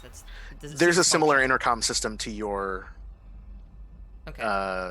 what's on the fall staff. You could also probably do an all hands, like now hear this. Yeah, basically, like I want to go over and like flip that thing on and just go like, crew of the Falstaff, to any souls aboard, please respond to the bridge. And just flick it down and wait a second. Good idea. So We have not been able to investigate the rest of the ship. We are unsure if the rest of the crew is available or what their current state is. Guess we'll find out if they can walk. You definitely have some dead bodies down in cryo sleep on deck 3. Like, have you not been down there? Have you not? I guess you haven't. Even if they have, they wouldn't remember. Right. We, as far as I know, no, we have not. I remember us entering cryo sleep. Both Pander and I were awake to monitor a few final signs of life and make sure that we were going to leave orbit safely, considering there were a number of hazardous materials and other dangerous factors, as you have likely seen. Okay. You're forgetting stuff. I have a 39 intellect with plus 15 for engineering is 54. Should I roll? Yeah. Okay. So I'll take help. advantage for that. You can help me. I am trying to engineer a solution to their busted computer system. Okay. I got 2 failures. It's all gone to shit. Like Damn the system is so beat up What the that hell happened in here? You don't remember. Never mind. We got to get someone with a memory. We need There a human. Like, no, not to be speciesist, but we need someone with a brain that's still seeing. It doesn't Linear get wiped every time. 10 minutes. Is there a surveillance system? You got cameras on this thing? I'm looking around for cameras. we are a research vessel. We have no need for security cameras. What's your mission? You don't. We were tasked with investigating signs of alien life on other planets. We are a research and excavation ship. We are mostly focused on archaeological digs for human ancestors that may have existed on other planets, as well as investigating any potential xenoarchaeology that could be uncovered. And you don't use cameras for any of that. We use cameras. We do not You don't point them at your own computers. Okay. Do you have backups of your own brains? I'm sorry, your own, Android heads. Cortical stacks are a luxury of the extremely wealthy. Mudge, Unfortunately, this we is are. pointless. This is pointless. All right. My bioscan, is it picking up anything? Aside from the unusual life signs that the androids have because they're androids, no, you are not getting anything right now. Pander says, Kranet from the floor says, perhaps you could try investigating the navigation computers. The central terminal here commands most of the primary modules. We have been attempting to recreate the data, but Pander finishes the sentence. It appears that most of the records have been erased due to some sort of anomaly. Yeah. Okay. Leon, you want to maybe we go check out the navigation computers? Claire, you want to look for the manifest? Yeah, I'd like to know how many souls you had aboard, and I'd like to see if any of them are still breathing. So you can check the terminal for that, and both Cornelius and Leanne can go to the nav computers. And what's Dr. Parker doing?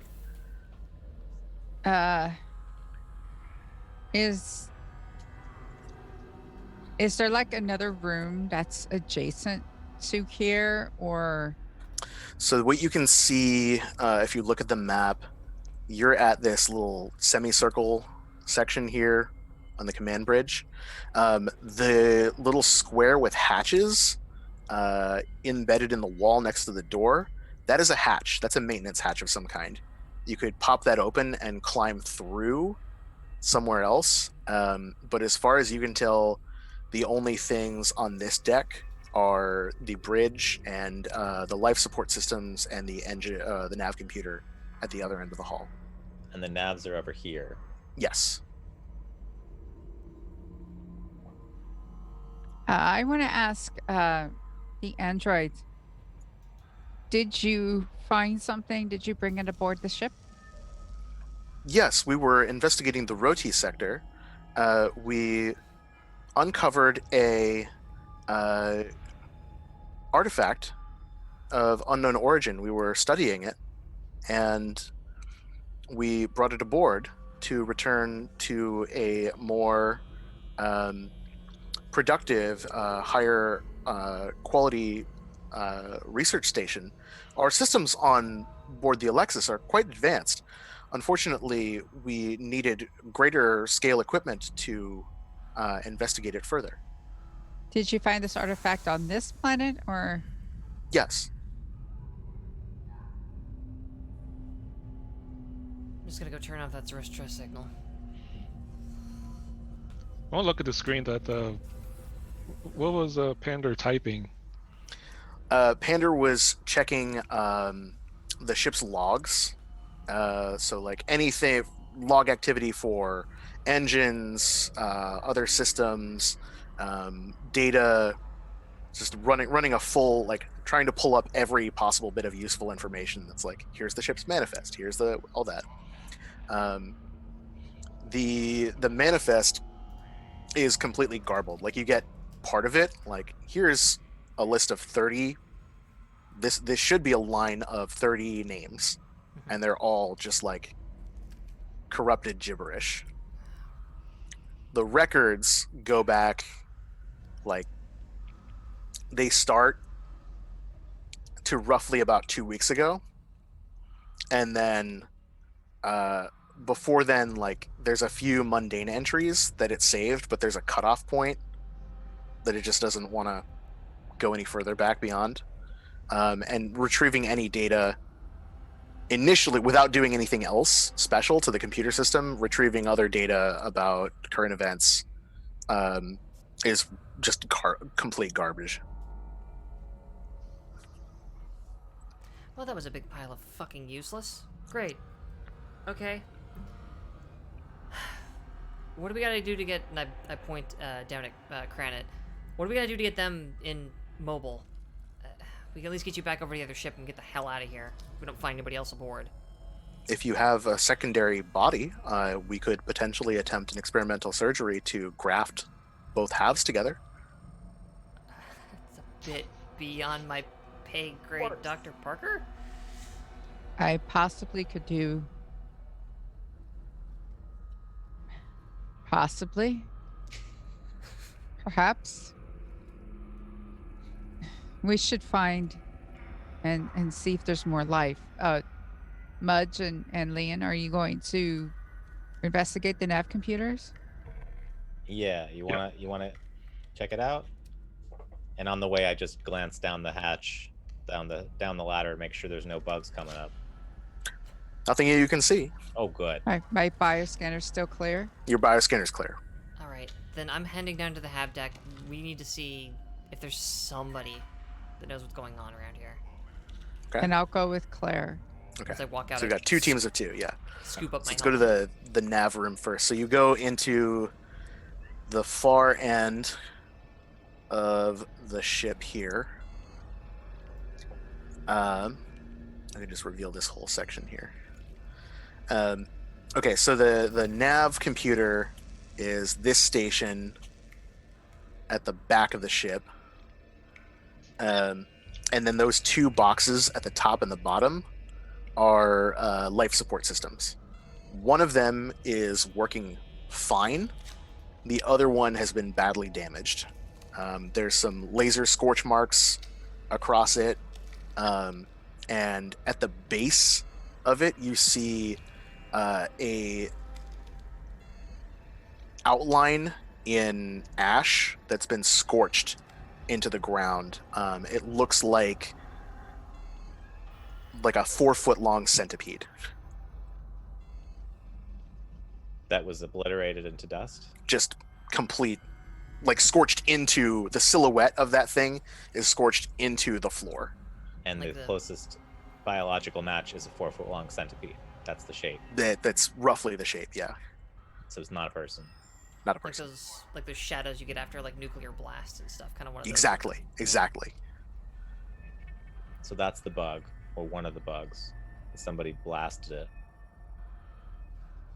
But we don't have anybody with a memory. Okay, neat. So, Leon, what do you think? We got 2 life support systems, one's shot. I don't know if we can repair it. We have the other one for now. That seems fine.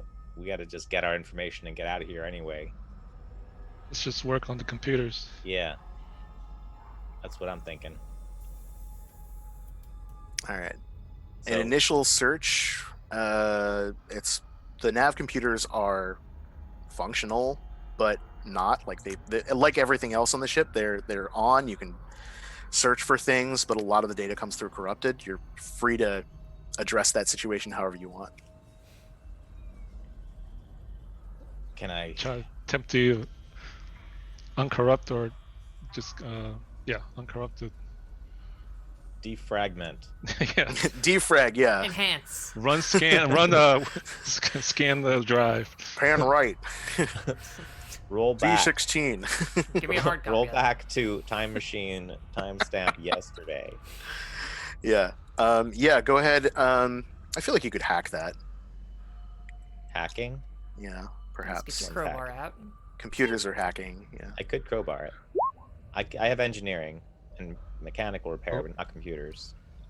I thought of the hacking. Okay. So you're in there. I'm failing forward every time here. For the record, you're not able to necessarily restore the system, but you are able to pull up some bits of the nav logs that are not corrupted.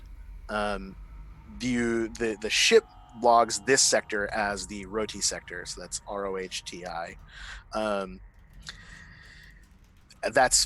It's not a system that you're familiar with. It probably is off the charts, or it's a recently discovered thing. Maybe they even discovered it while they were out here and just named it. It's unclear, but the ship's log, the nav log, tracks the arrival here, and then an indeterminate period of time spent on the planet and then there is the last entry is a log of an attempted jump to hyperspace about 2 weeks ago. Does it say anything about the other ships? The other ships, it's not clear. If you check the central computers to scan as well, like nothing really comes up. The other ships that are derelict around the planet don't appear to have any connection to the Alexis or what their work was.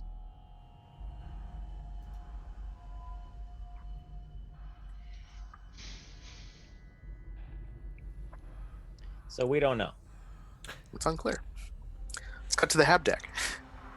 So climbing down the hatch, there's a hallway here that goes off to the right and the left. There's a number of things you could look into. So the room immediately to your left is the captain's quarters in the top left there. Yep. Okay. The room to the right of that is labeled as, sorry, that's the med bay. The one to Okay. the right of that is the captain's This is the med quarters. bay. That's the med That's bay. captain. That's the captain's quarters. Okay. Then there's another stateroom to the right of that. So we're just going to do clockwise. The room below that is just a systems room. It's just a generic, like, here's where the AC is. Very important. Below that is the first mate's room. And then anything aside from that, you'd have to go down the hallway further Okay. to the left. The captain's quarters? The captain's quarters. All right. So pushing into this room here. Of course, I still have the bioscanner. Is it still... Your bioscanner, yes, before you open this door, the bioscanner shows a cluster of life signs inside.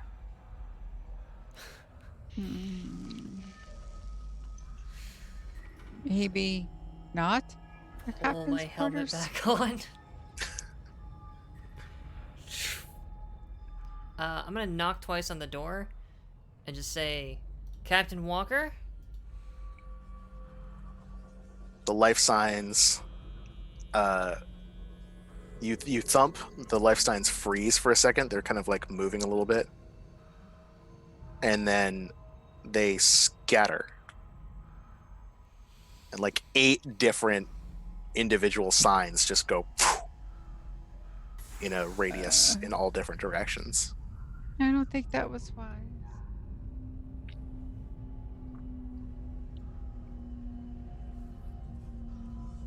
Going to very slowly. Unless this is a binary situation with the door. Mhm. I want to try and pull the door open a little bit and shine a light. Yeah, in you there. can like slide it back a little bit. Yeah, you shine your flashlight in. It's a very Spartan stateroom. There's a bunk on one side. It looks like there's some free weights lying on the ground. There's a bookshelf against the far wall. There's a personal terminal, computer terminal, a small locker, and a desk with some debris and stuff on it. Okay. But no. Aside from that, there's a hatch in the ceiling, like a fan. There's a streak of blood that goes up into the ceiling, but you don't see any life signs. We have communicators to each other in our suits, Yes, right? you've got short-range communicators. I tell Mudge and Lee and that there's a lot more than 2. There's at people. least 8 more. No, of those bugs. What are we still doing here? Do we have to get something? Did we do We need- enough yet? We need proof about what happened. We don't know why our own jump drive isn't working. Until we do, I can't get us anywhere not here. So, Can't we just unless get you've a got some little answers further up there, away? Mudge, I don't really want to hear complaints right now. I want to hear results. All we got is broken fucking computers. Well, fix Lots them. of the- Literally your lots of job. Let us look at the captain's quarters and try to figure out where this energy is, and let's just look at the captain's quarters. Sensible thing I've heard all morning. Demon Lord Neb, thank you for the 9 bits. Thank you so much. Hopefully they will throw coins at the face. Maybe these coins will help increase the odds of survival for this game. Yes, Claire, but do we'll- you we'll do be you giving want him the us to Lord come Chiron. help you fight those bugs, or do you want us to stay up here and wail on computers? And well, I'm not your boss, the captain is. if I'm you asking are you if you want backup. if you are done with the computers, then yes, we want backup. Carver You know, comes to your is there headset. more we can do with these things? Well, if you think you can get anything more out of the bots, then go for it. Otherwise, well, Claire, you're a tough girl. You can handle it. Thank you, And Captain. Dr. Parker, I trust your medical expertise. Captain, medical expertise doesn't help when somebody gets ripped in half, which already happened on this ship. Captain, I believe they got an artifact from the planet 2 weeks ago, and it seems as though that artifact has led to some sort of an infestation of creatures who eat people. Great. So it's probably still in the cargo hold. Find it and blow it out the airlock, and let's get the hell out of here. Captain, there's at least 8 of them, and we don't know where they are, but we heard a couple of them in the hallway. I've moved damn into it. the captain's quarters at this point. Yeah, we're Okay. looking in the captain's quarters. So you're like sweeping while you're communicating. Mhm. right? Yes, Yeah. yeah. Yeah. So Desk. what you're able to find is there's a couple of books on the shelf still. They're like how to manage your team. There's a copy of Watership Down Oh, honey. left in there. The desk has a couple of other little books from the shelf. They're like general like scientific reference works. A few of them are thrown open. There's a book or two on xenobiology, general archaeology. The open book that's on top of everything looks like a journal, which I'd love to has crack that open. Yep. The journal is mostly about flipping through the back pages. It's like, here's what happened on the ship. Captain Walker Gang Cheng was very interested in just the comings and goings of the ship, keeping a log of her thoughts about what was going on. As we get closer to entries dated to when you think was about 2 weeks ago, she starts talking about discovering a unknown statue on the surface of the planet. They extracted it from the surface after making a successful planetfall. They were able to examine it cursorily, but couldn't figure out anything about its deeper nature or significance. There was a plan to bring it back to a university for study and possibly display at a museum of alien architecture. And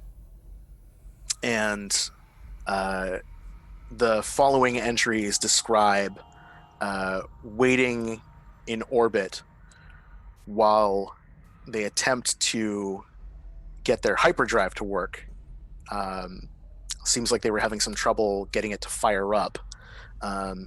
As this goes on, the captain describes more and more disturbing nightmares that she's been having, where she wakes up and she's in a room. It's all white, and she can hear voices, but she can't see anything. She can't see anyone. And then she wakes up again. And the next night, she's underwater and swimming towards the surface. And as she reaches the top of the water, she reaches the surface, she realizes she's actually in the sky and she's falling. She has another nightmare where she's sitting in her car and thousands of pale white hands start clawing at the edge of the glass.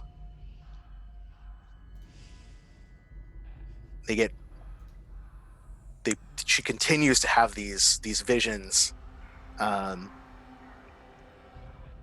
says, "We're going to try one more time." Kranit says he's fixed the drive.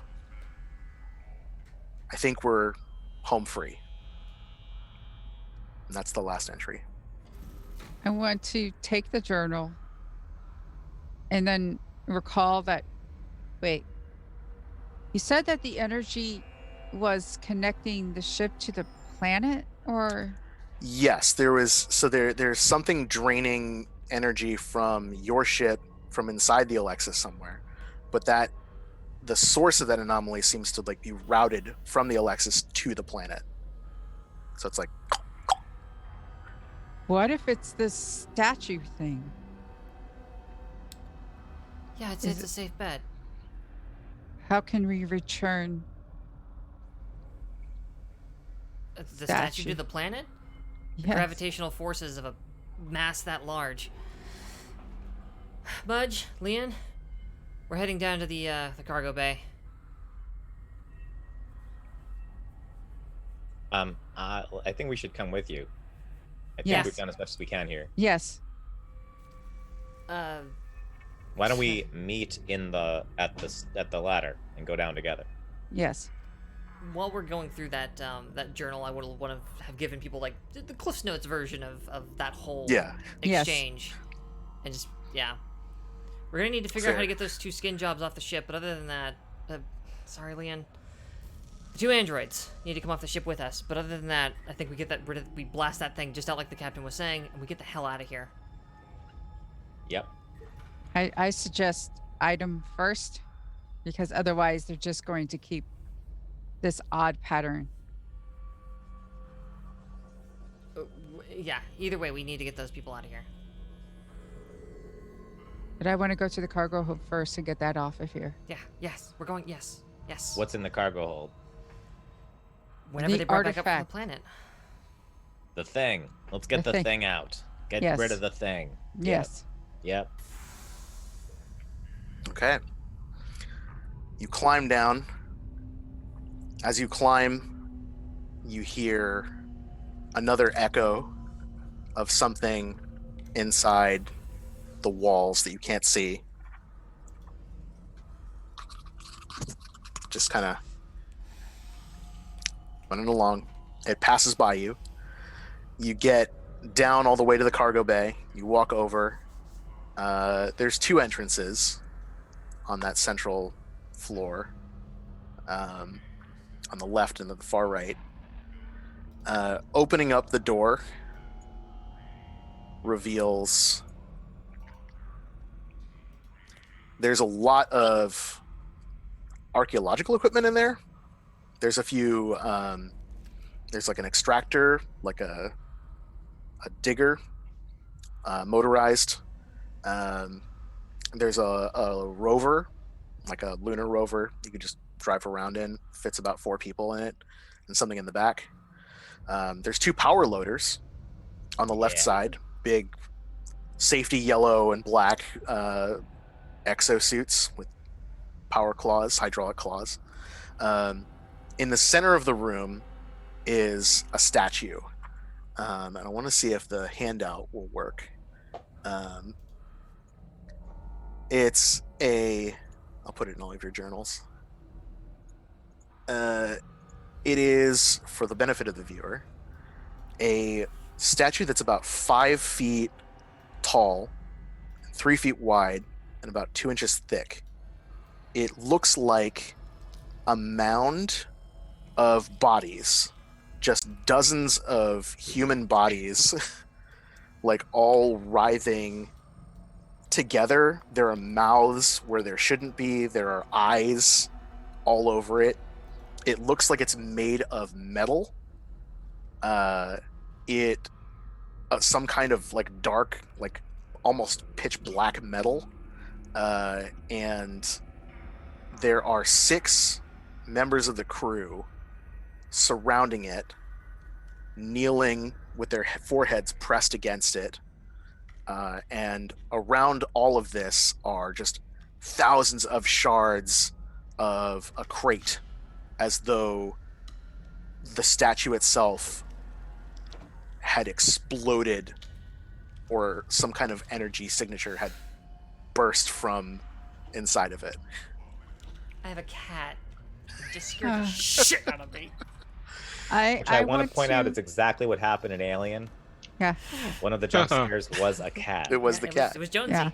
Yeah. I want to take my bioscanner and tell if there's anything odd about, well, physically, obviously, mentally, there's something up, but physically.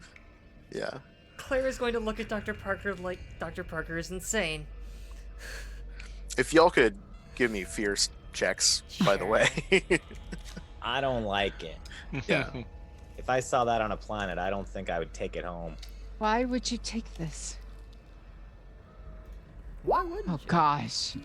Leon's there, so we're rolling at disadvantage again, right? You're rolling with disadvantage, yeah. I already failed, so I don't have Okay. Yeah, you're good. I fail a lot, so I got a failure, but then I got a critical failure. Oh no. I got a failure.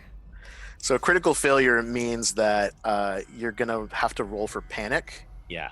So take a stress and then roll 2d10 and try and roll over whatever your current stress is. So take an additional stress, which is now 4, and then 2d10. Yep.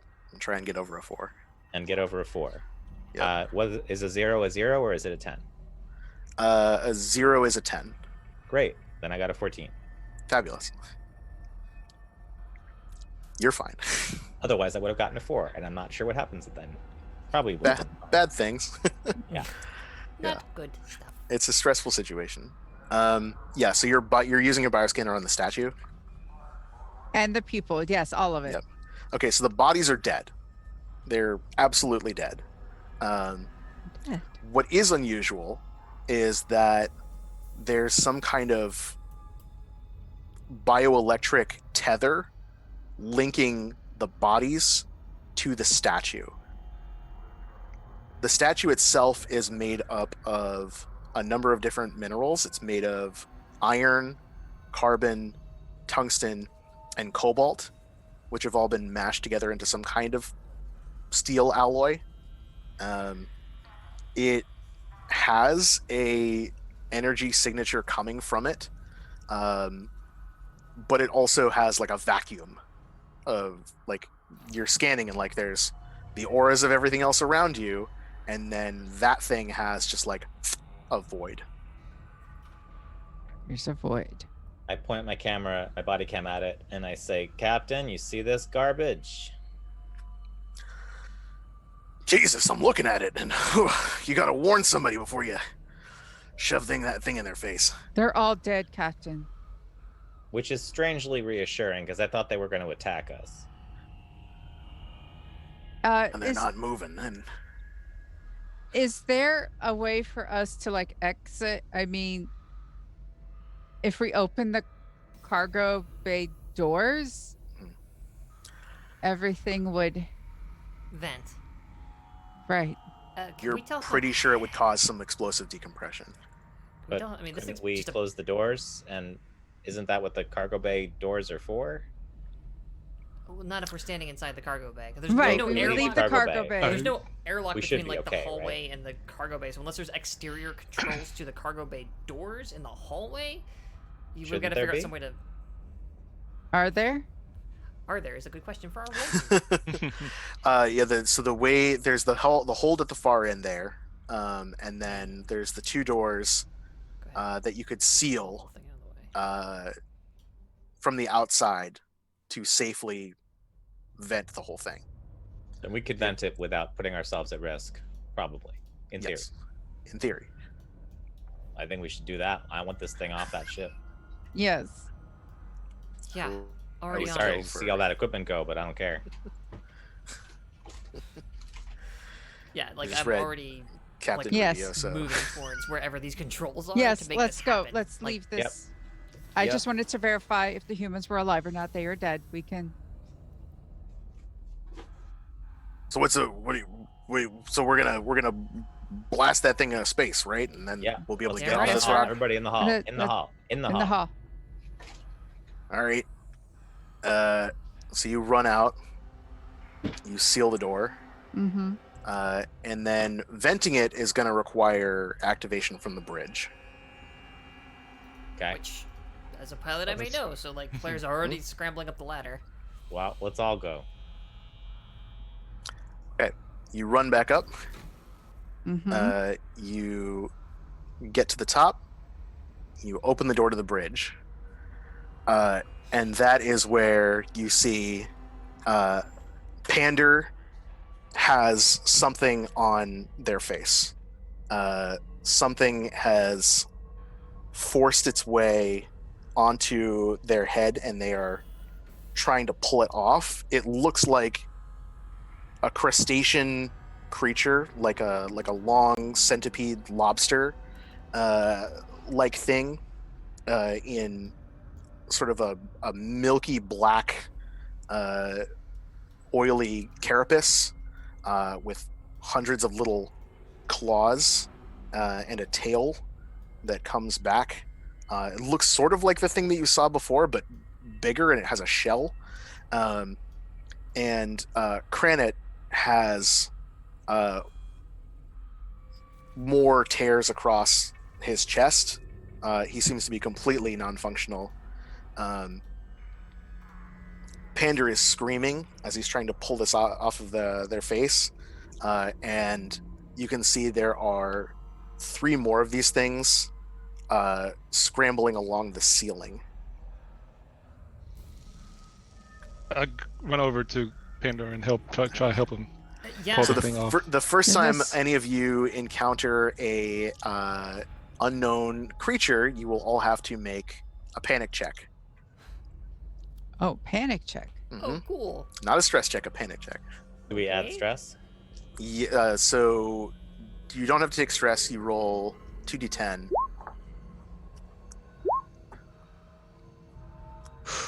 14. Okay. Oh, panic check. I'll press the button. Yep. That's a lot of successes. You're all very durable. Oh, it relieves one's Wow. stress? My physical roll was a lot better, but I still passed. Fantastic. Critically, did you critically succeed at the thing? No, What happened? Okay. just succeeded. Okay. Oh, it says Every- relieve one stress. Oh, Is I that a guess roll? you can do that. Yeah. Neat. Relieve a stress. Yes. Had you I- failed, you would have to roll on a table for some sort of horrible effect. So you all steal yourselves. We need weapons. Yeah. So you're Crowbar Leon in was hand, I'm running going to. for, yeah, with alongside Leon to like get this thing Yeah. off of my friend's face. My robot. Can we kill? Probably.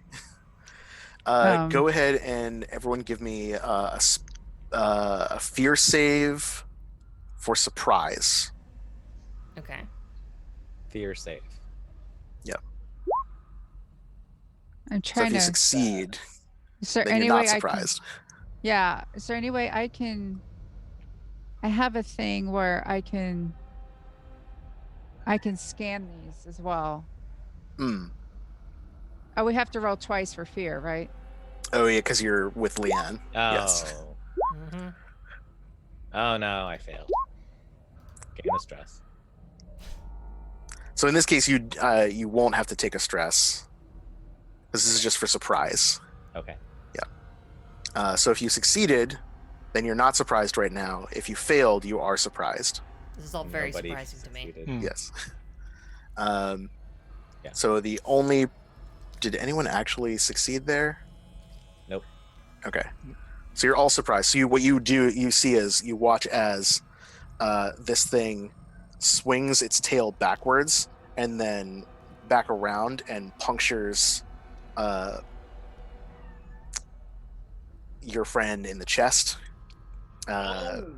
Pander goes down and like screams, but their vocal modulator fries out, so they let out a human scream, which halfway goes into like computer static. Oh god. And throw the creature off of them at the same time. The other three creatures scrambled down the sides of the walls, and two of them pop their carapace backwards and eject spines that like start to protrude out of them. And Can we whack them with crowbars now? yeah. What do you do? Wackety wackety. Everyone make speed checks. Kind of want to whack it with a crowbar. So if you succeed at a speed check, you'll get to go before the creatures do. If you fail, Oh, you'll shoot. go after Sorry. they do. Is Sorry, plus that was strength. I pushed the wrong button. Oh, it's Speed. okay. Speed Speed, yeah. plus 0, right? I Oh, athletic. still have failed. athletics. That wouldn't like happen to play into this by any chance. I would say sure. Oh, okay. Let me add 10 to whatever my result was. I rolled real bad. I am not fast. Okay. Nope. Even with that 10%, it still don't happen. All right. So I think Leanne is the only person that succeeded. So Leanne will go first, then these creatures will go, and then everyone else will take an action. So you take 2 actions on your turn, 2 significant actions, of course. What is Leanne doing? I will put out the Vibe Shetty and Okay. slash at one. You unsheath it, and then you can go at the one that's right in front of you, probably. Go ahead and give me a combat check. And I need to make a combat save. Fail. Okay. Failure. It's so So good that we're all space truckers and that none of us are Marines. That's a good thing that we've done. Yay. okay. So you swing at it, and the Vibe Chetty like gets stuck into the floor for a second, and you yank it out as it skitters out of the way. So that's you. Then the rest of them will take some actions. The ones with spines unload on Leanne because they just attacked. And let's say Claire, Great. because you're like, I'm gonna try and get him. Yeah.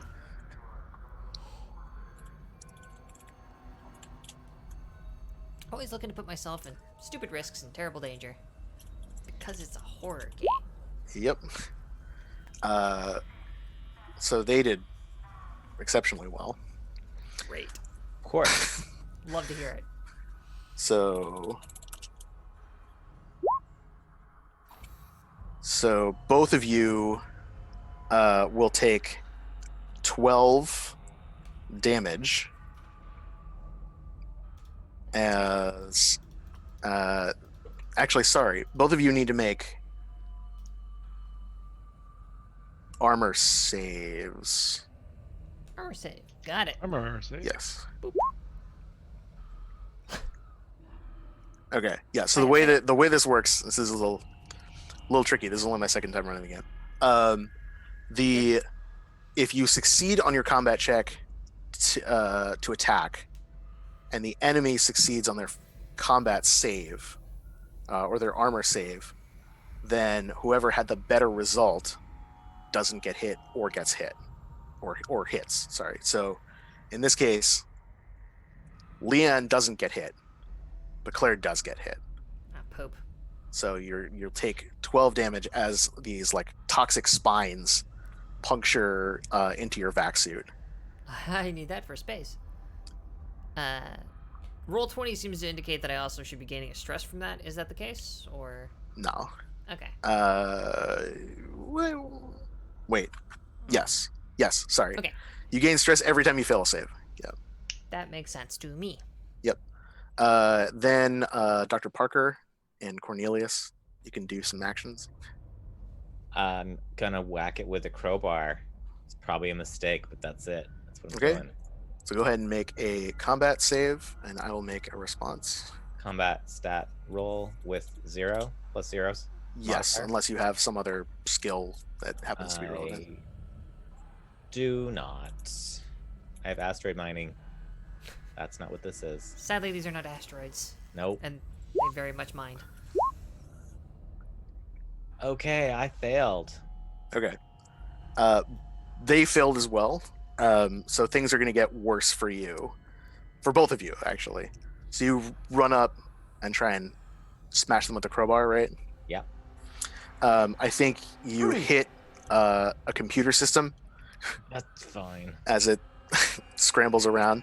But it is now the creatures that you've been swinging at are completely exposed. Yeah. Oh, I get I- 2 actions. Yeah, Do I so get my one was to pull the... Oh, you had the crowbar out I had already, the right? crowbar out. Okay, so swinging was one. You can do a second thing, too. I'm gonna swing it again. Yep. Whack whack. Critical failure. All right.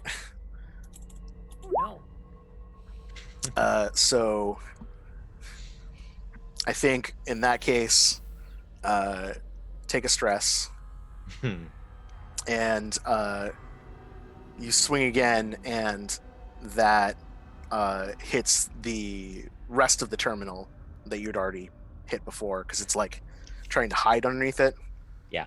And it knows you're going to that- swing that way. That terminal's super smashed. Yeah, it's just totally messed up. Brother. What is Dr. Parker doing? Using the baton thing. Mhm. So I make a combat. Make a combat. Oh, I see. Fantastic.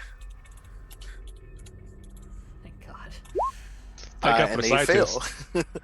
So you run up and you tase the hell out of one of those. The sweet science. It fries. Like it, you get the baton like right in there, and it just seizes up and crisps. I wouldn't know where the button is. I want to tell Claire, push the button. Find and push the button. Can I stun another one, or was that it? I think that was one action. You can try and stun the other one. Okay. Let's see what happens. Because I don't know where. Nope. Okay, yeah. So this one, you jab at it, and this one takes the time to duck and run up your arm. So now it's on your shoulder and like Fuck that. trying to wrestle with you. Fuck that. Let's go back to Claire, to Leanne. What Okay, is so Leanne doing? I just don't get an Oh. action because I got hit. Sorry, yeah. Go ahead. Oh, okay. Then yeah, like while all this mess is going on, then I'm just scrambling to find the controls for the airlock down on the cargo bay. Give me a speed roll Speed roll. with anything you feel is relevant. Doing a quick check. Maybe piloting and or athletics are the only, because I'm moving fast, and also this is like the bridge. One of those two, Yeah. maybe. Either, whatever feels right, because you know the controls like the back of your hand. Okay. Yeah, and you're also fairly athletic. Right. So okay, then yeah, I will roll plus 10 for my skill. Son of every butt. Yeah. I think it's gonna take your extra action to get everything up online. Yeah. So like you're stressed. You're like looking Yeah, over your shoulder, I like took is everyone those okay? Spines, and it's just like Yeah. You tossing feel things around.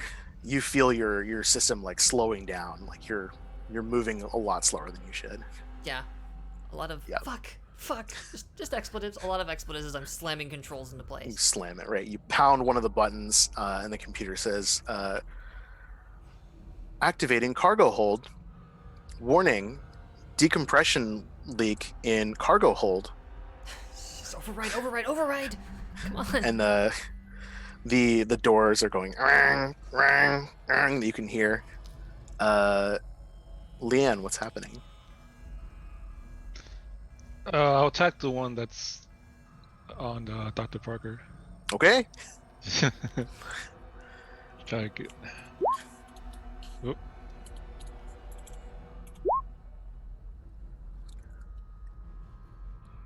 Okay. Both of you fail, so It's a tie. it's a tie. What? Not your match.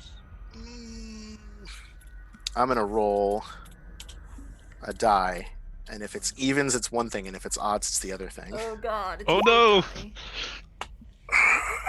Okay. I think you cut it in half, but you also end up hitting Dr. Parker. How much damage does a vibe shetty do? I have the book here.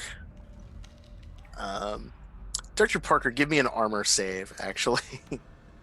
Save versus ouchie. Ow. Oh no. All right, it's 2d10 Holy for moly. damage. It's meant for cutting through foliage.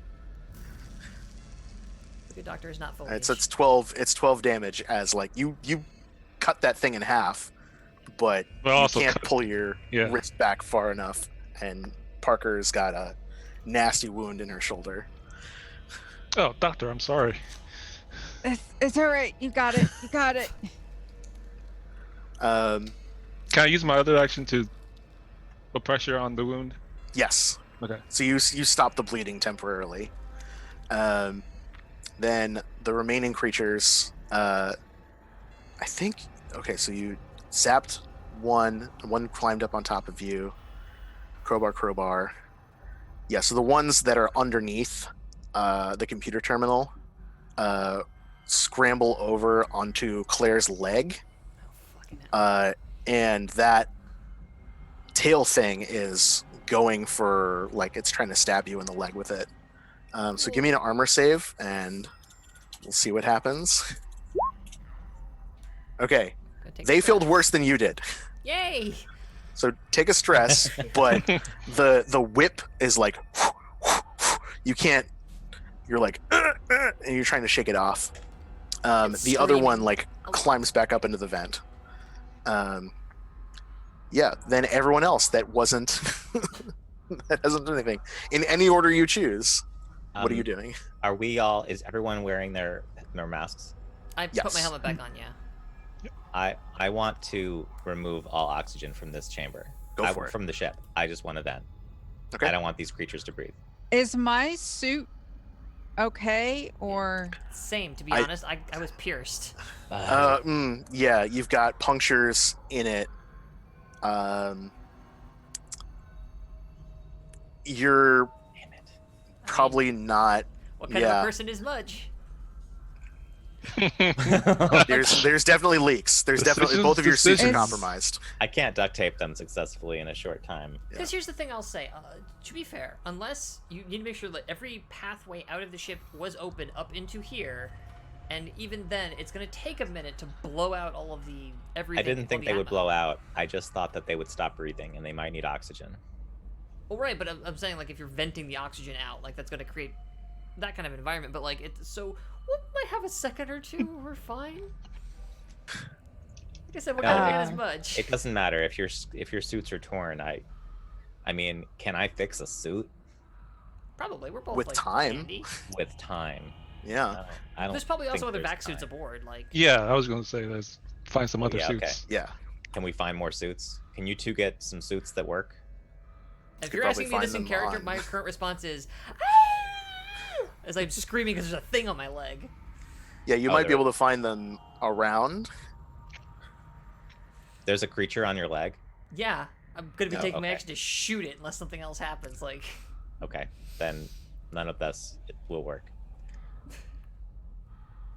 Okay. I mean, if you want to be a nice guy about it, sure. I want to laser cutter the thing on her leg. Yeah, go for it. Give me a combat. There we go. roll. Without cutting her leg off. Combat. Succeed and roll higher. Can't help but notice that's a Come failure. on. Yeah. It's not that bad. It's close. The hand welder like grazes distressingly close to your leg.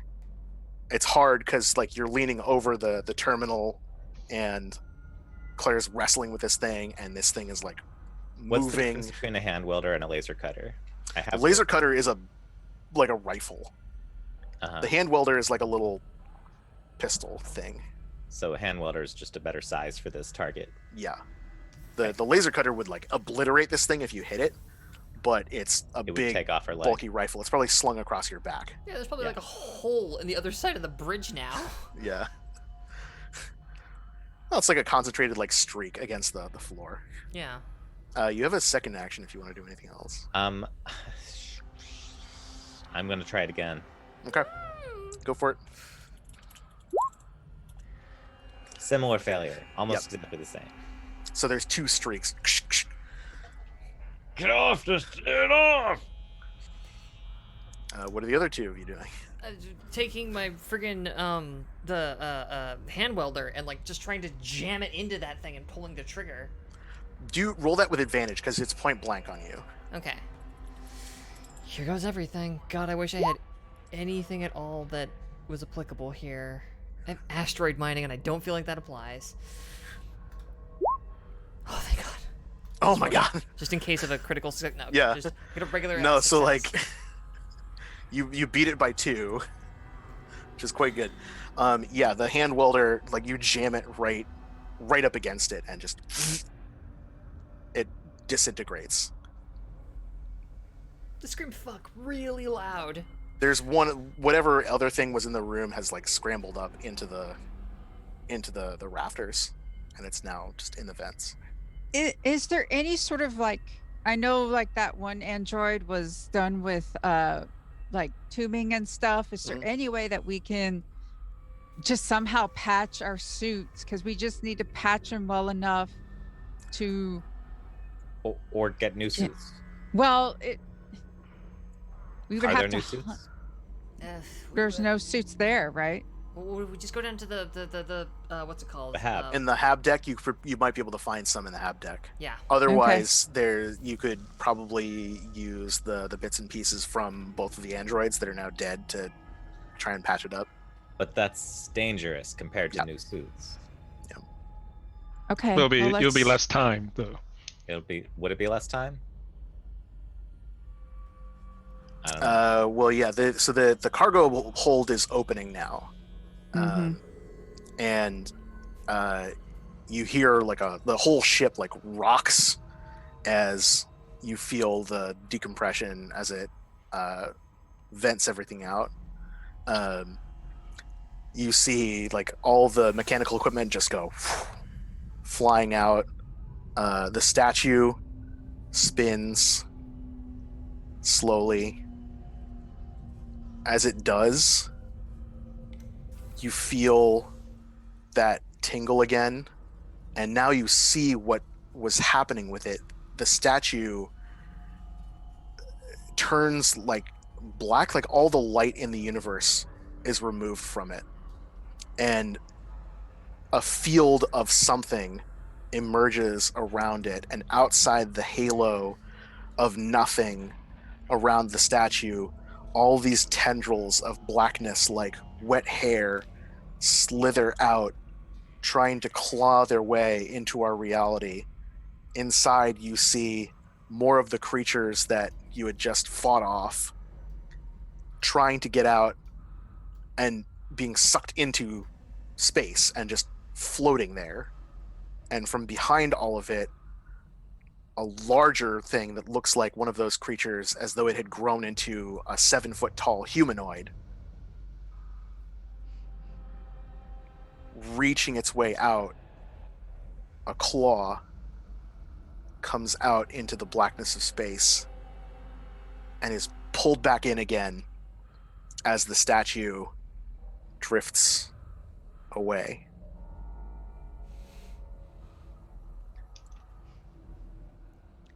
Okay.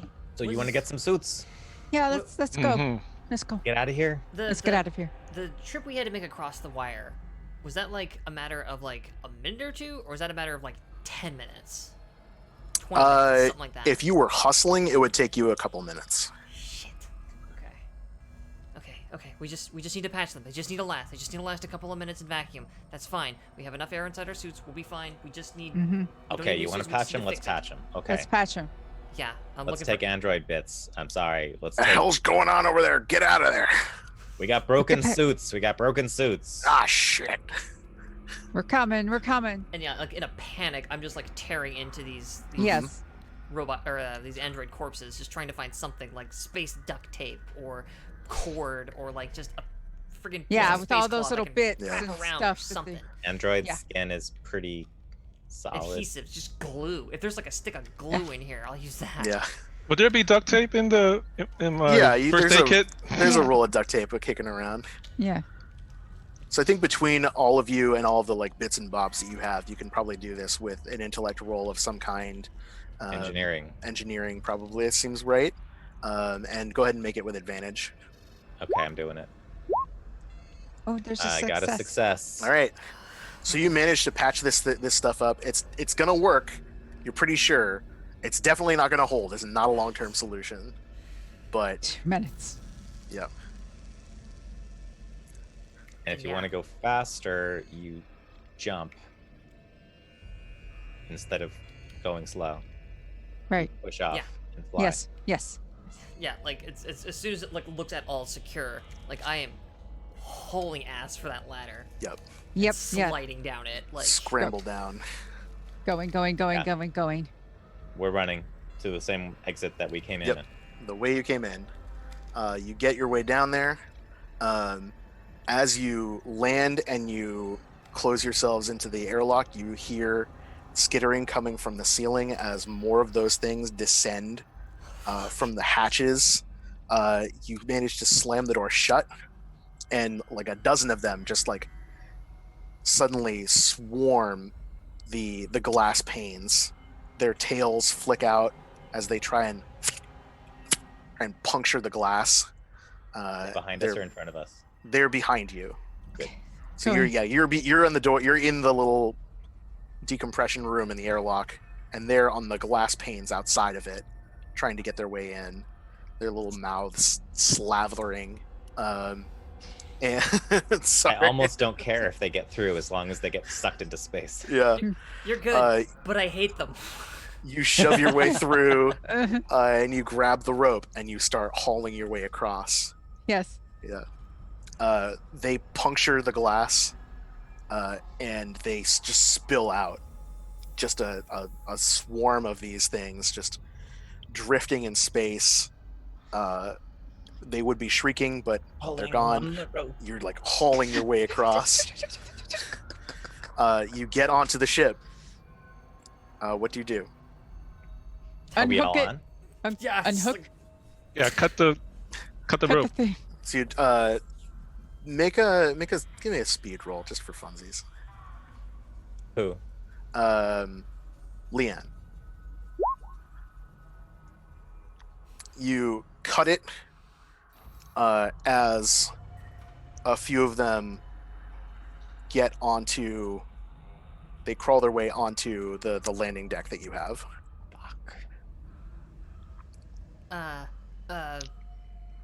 Shit. They're on the same surface as we are in our The ship. rope is cut, but they're on you. There's like a few of them that are on your ship now. Close the door. Or we just blast them out. We're inside an airlock. We just vent. Right? Well, You could do that. There's no air. We need to put air first. Well, no. If we just open the inner airlock door, whatever's on the other side of that door blasts through the airlock. But then we're in here too. We're all wearing spacesuits. And you have mag boots, I believe. We do have Yes, mag boots. We do have mag boots. Yeah. So, Mag boots activate. It's, So you flink them on. yeah. You slam the power cycle. The Everybody air grab vents something. out. Yep. You grab onto the handholds, and the three ones that manage to get on go right back out the way they came. Slam the door. You have a moment's respite. And your headset, Carver's like, "What the hell happened?"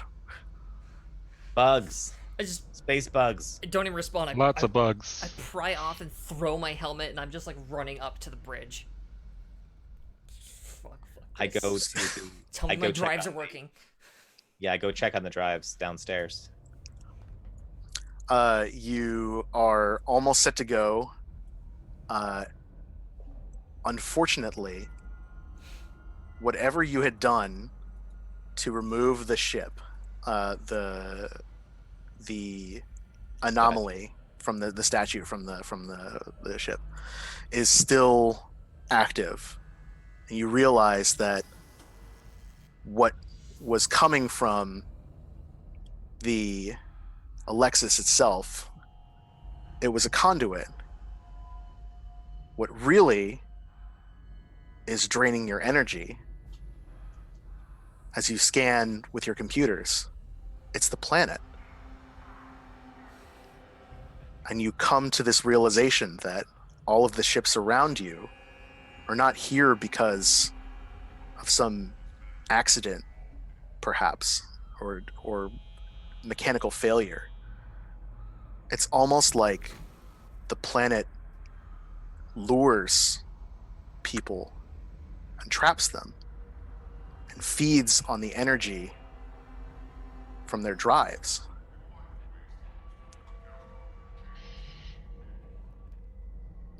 I just reach a hand over. The statue is gone, but you may still be dead in the water. What do you do? Just reach a hand over Sensors. to where the what's it called? Emergency beacon is. Mhm. And I just smash it. Not to like turn it on, I mean like literally destroy Yeah. that control. And then slump down into my chair. I check the sensors, see if I can get a reading on the planet.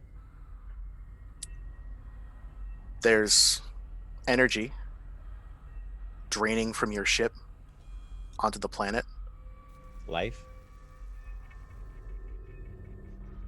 After a fashion, something's down there. You're not quite sure what, but there's something.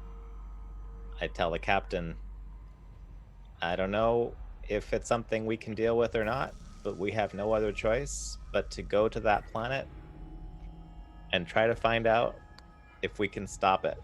There's no way we can use any part of the ship to like try to bring us out of the orbit, or We got thrusters. We got our drives. We can manually override the drives and try a jump. We could fire up the thrusters. But we're in unknown space. Even under ideal circumstances, it'd take us weeks to get home. Any civilized planet. Without any maps, years. We got 2 months of fuel. We got a week's of food in the galley. How long before you think we end up like those bastards? We already have. Can the sensors show me on the planet anything localized in a specific continent, in a specific You coordinate? pinpoint where it's coming from. There's something on the surface in one of the valleys. Does our mining laser shoot that far? Probably not. I didn't is think there so. any way we can contact You could get it? close. Is it- you could try and like open a beacon or something. You want to talk to it? What's it gonna tell us? We're already dead. Gonna tell us we're delicious. I think we should take the whole ship and give it all we got. See if we could take it out. Either way, if we can stop it, then we can get out of here. If we can't stop it, there's nothing we can do anyway. Some things are worse than death, Mudge. I don't want to get closer to that thing. Well, then otherwise we drift out here or we try to talk to it.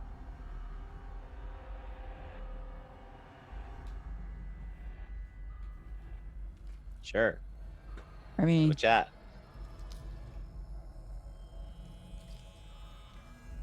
sure. So we open a channel. Yeah, if there's any bugs down there, maybe they'll The comms are invite us in for a cup of coffee. Be my guest. You flick open a channel. You focus your sensor array on the gate or whatever's down there and the source of the energy, and you fire a signal. And a moment later, a response comes that fills your ship's speakers with static and then becomes deathly clear. Hunger. We are the denizens, the gaunt. We feed, trapped in the realm of the dead. You removed our way in to the living realm. Give us the courtesy of consuming you face to face. The signal cuts. Fuck them. I say we take some fuel canisters and we rig them to explode and we launch them at that valley. Might as well go out fighting. We're not a Oh. warship, but we can make things blow up. Claire doesn't So- say anything. With our current fuel supply, I want to do some calculations. See if there any chance to escape with some sort of slingshot maneuver. It's very risky that you could get probably a boost. It'd get you a little further than you might otherwise. Using the planet's gravity for speed? Yeah. You could probably like make a run, drop the payload, and then scoop out. What's the math on that, Leon? What does that do? Does that get us to safety without starving to death? Running out of fuel?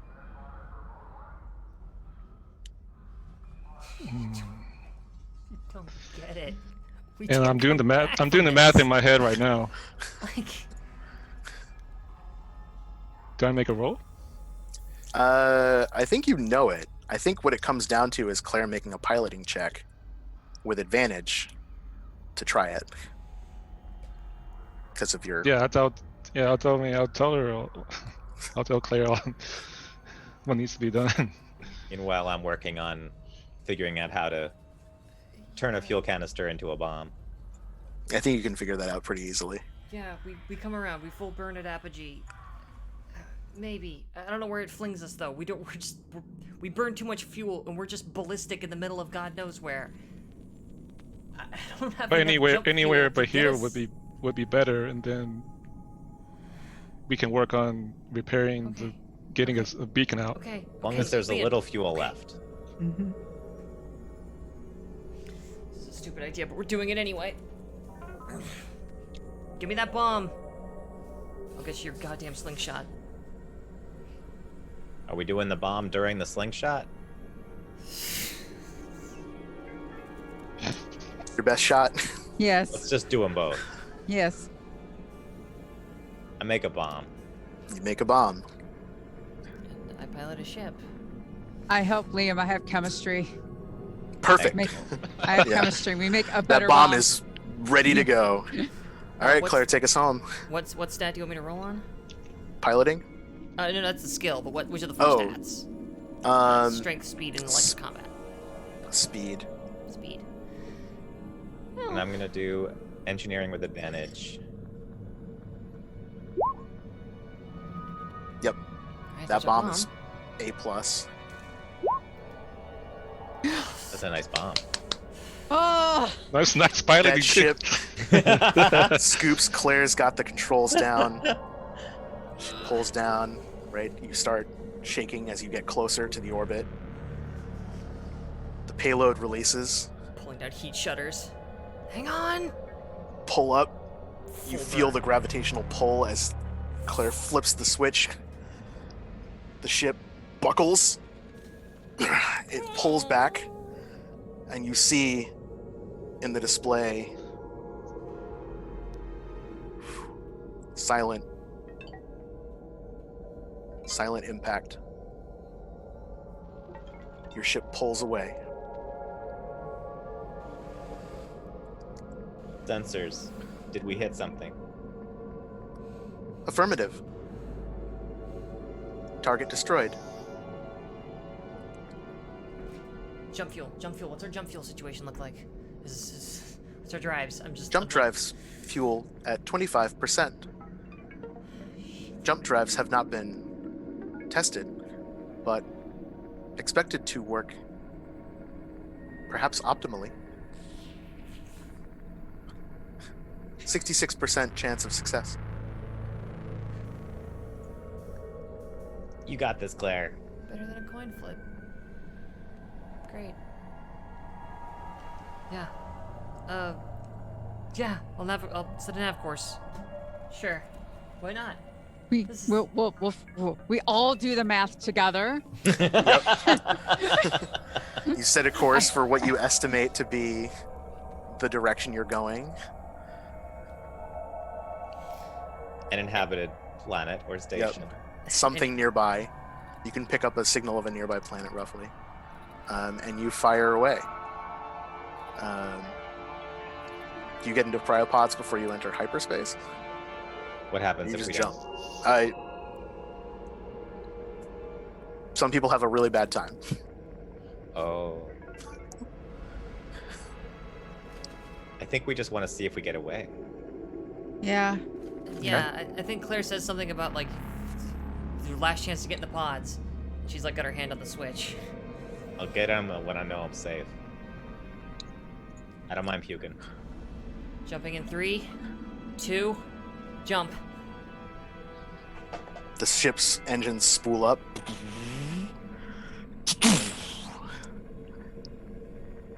The camera goes black. We see a different sector of space as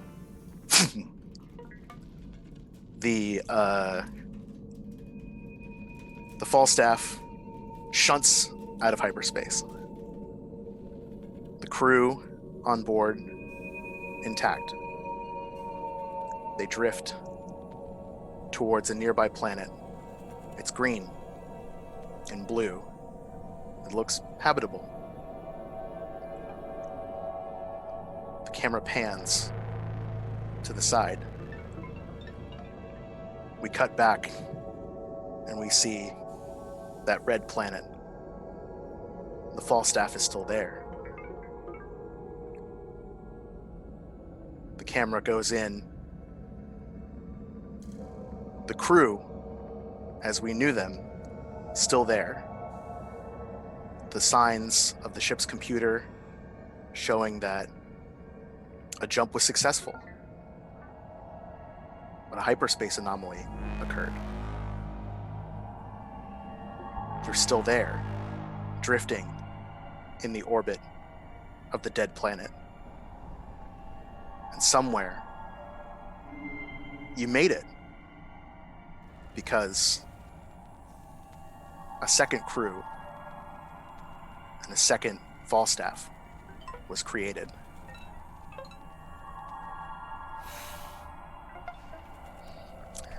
Thanks for joining us.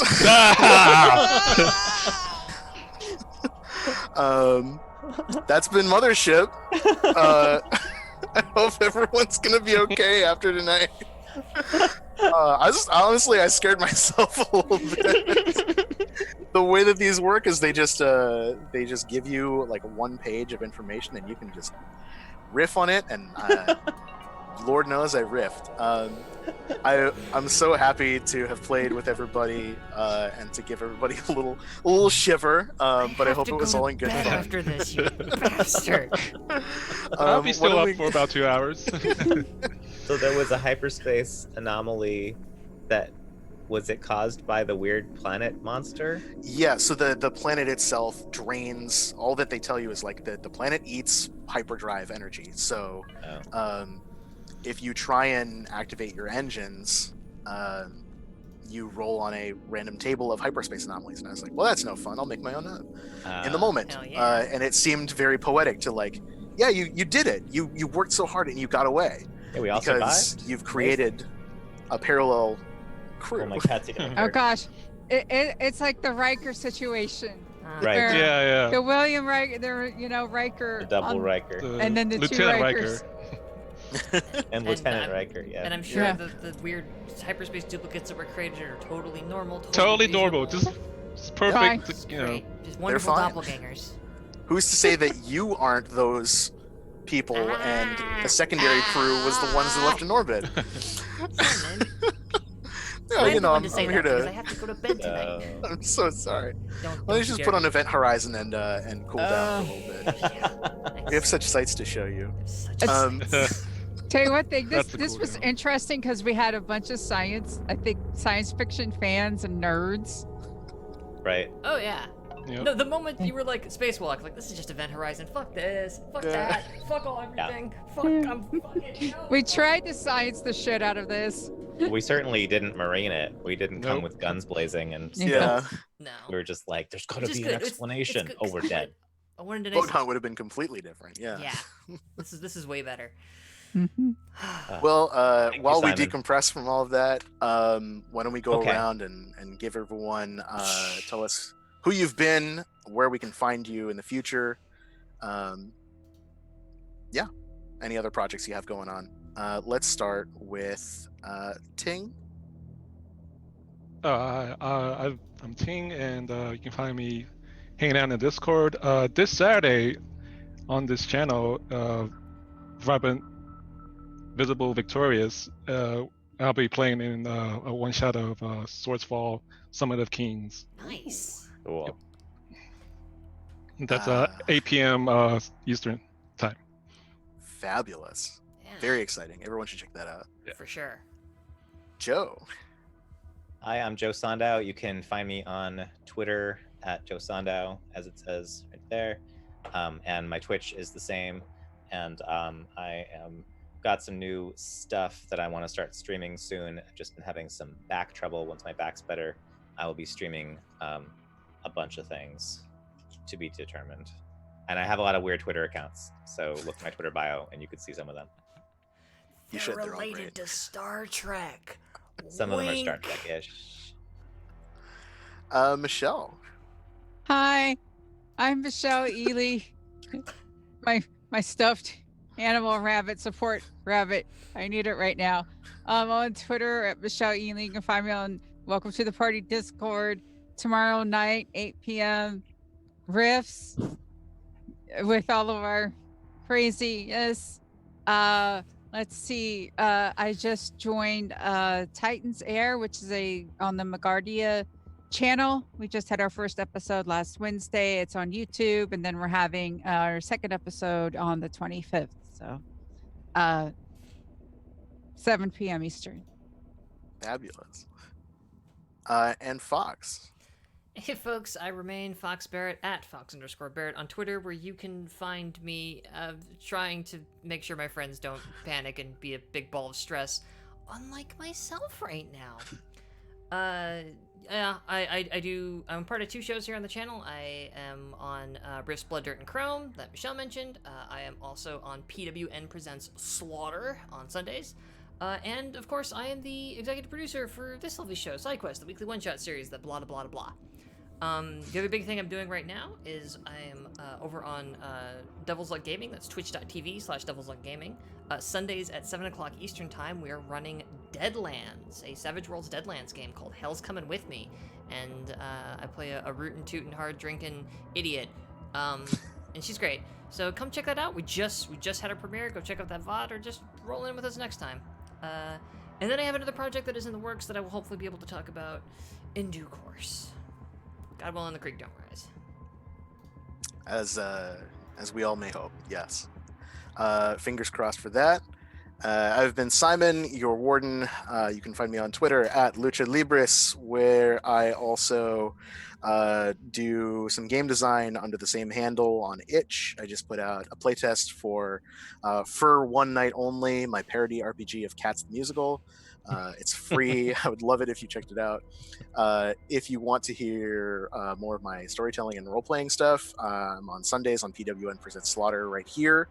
On Thursdays, I'm on Scraticus Academy at 2:30 Eastern, playing Blades in the Dark in another similarly horror investigation game.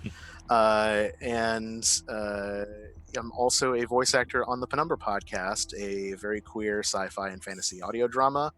If you want to go listen to some great stories about being gay in space that sometimes are scary and most of the time are just emotional, go check that out on Twitter at the Penumbra Pod. That's going to do it for us. That is. We are going to be rating Dumpstack Charisma. So, if you're feeling a little pumped up, you're feeling a little hyped, you're feeling a little like, I don't want to fucking go to bed just yet, go hang out in their chat. Say hi. Say words. I'm gonna go is what I'm gonna do, and I'm gonna take these wonderful people with me. So, good night, everybody. Thank you for hanging out with us, and we will see you next time. And we are clear.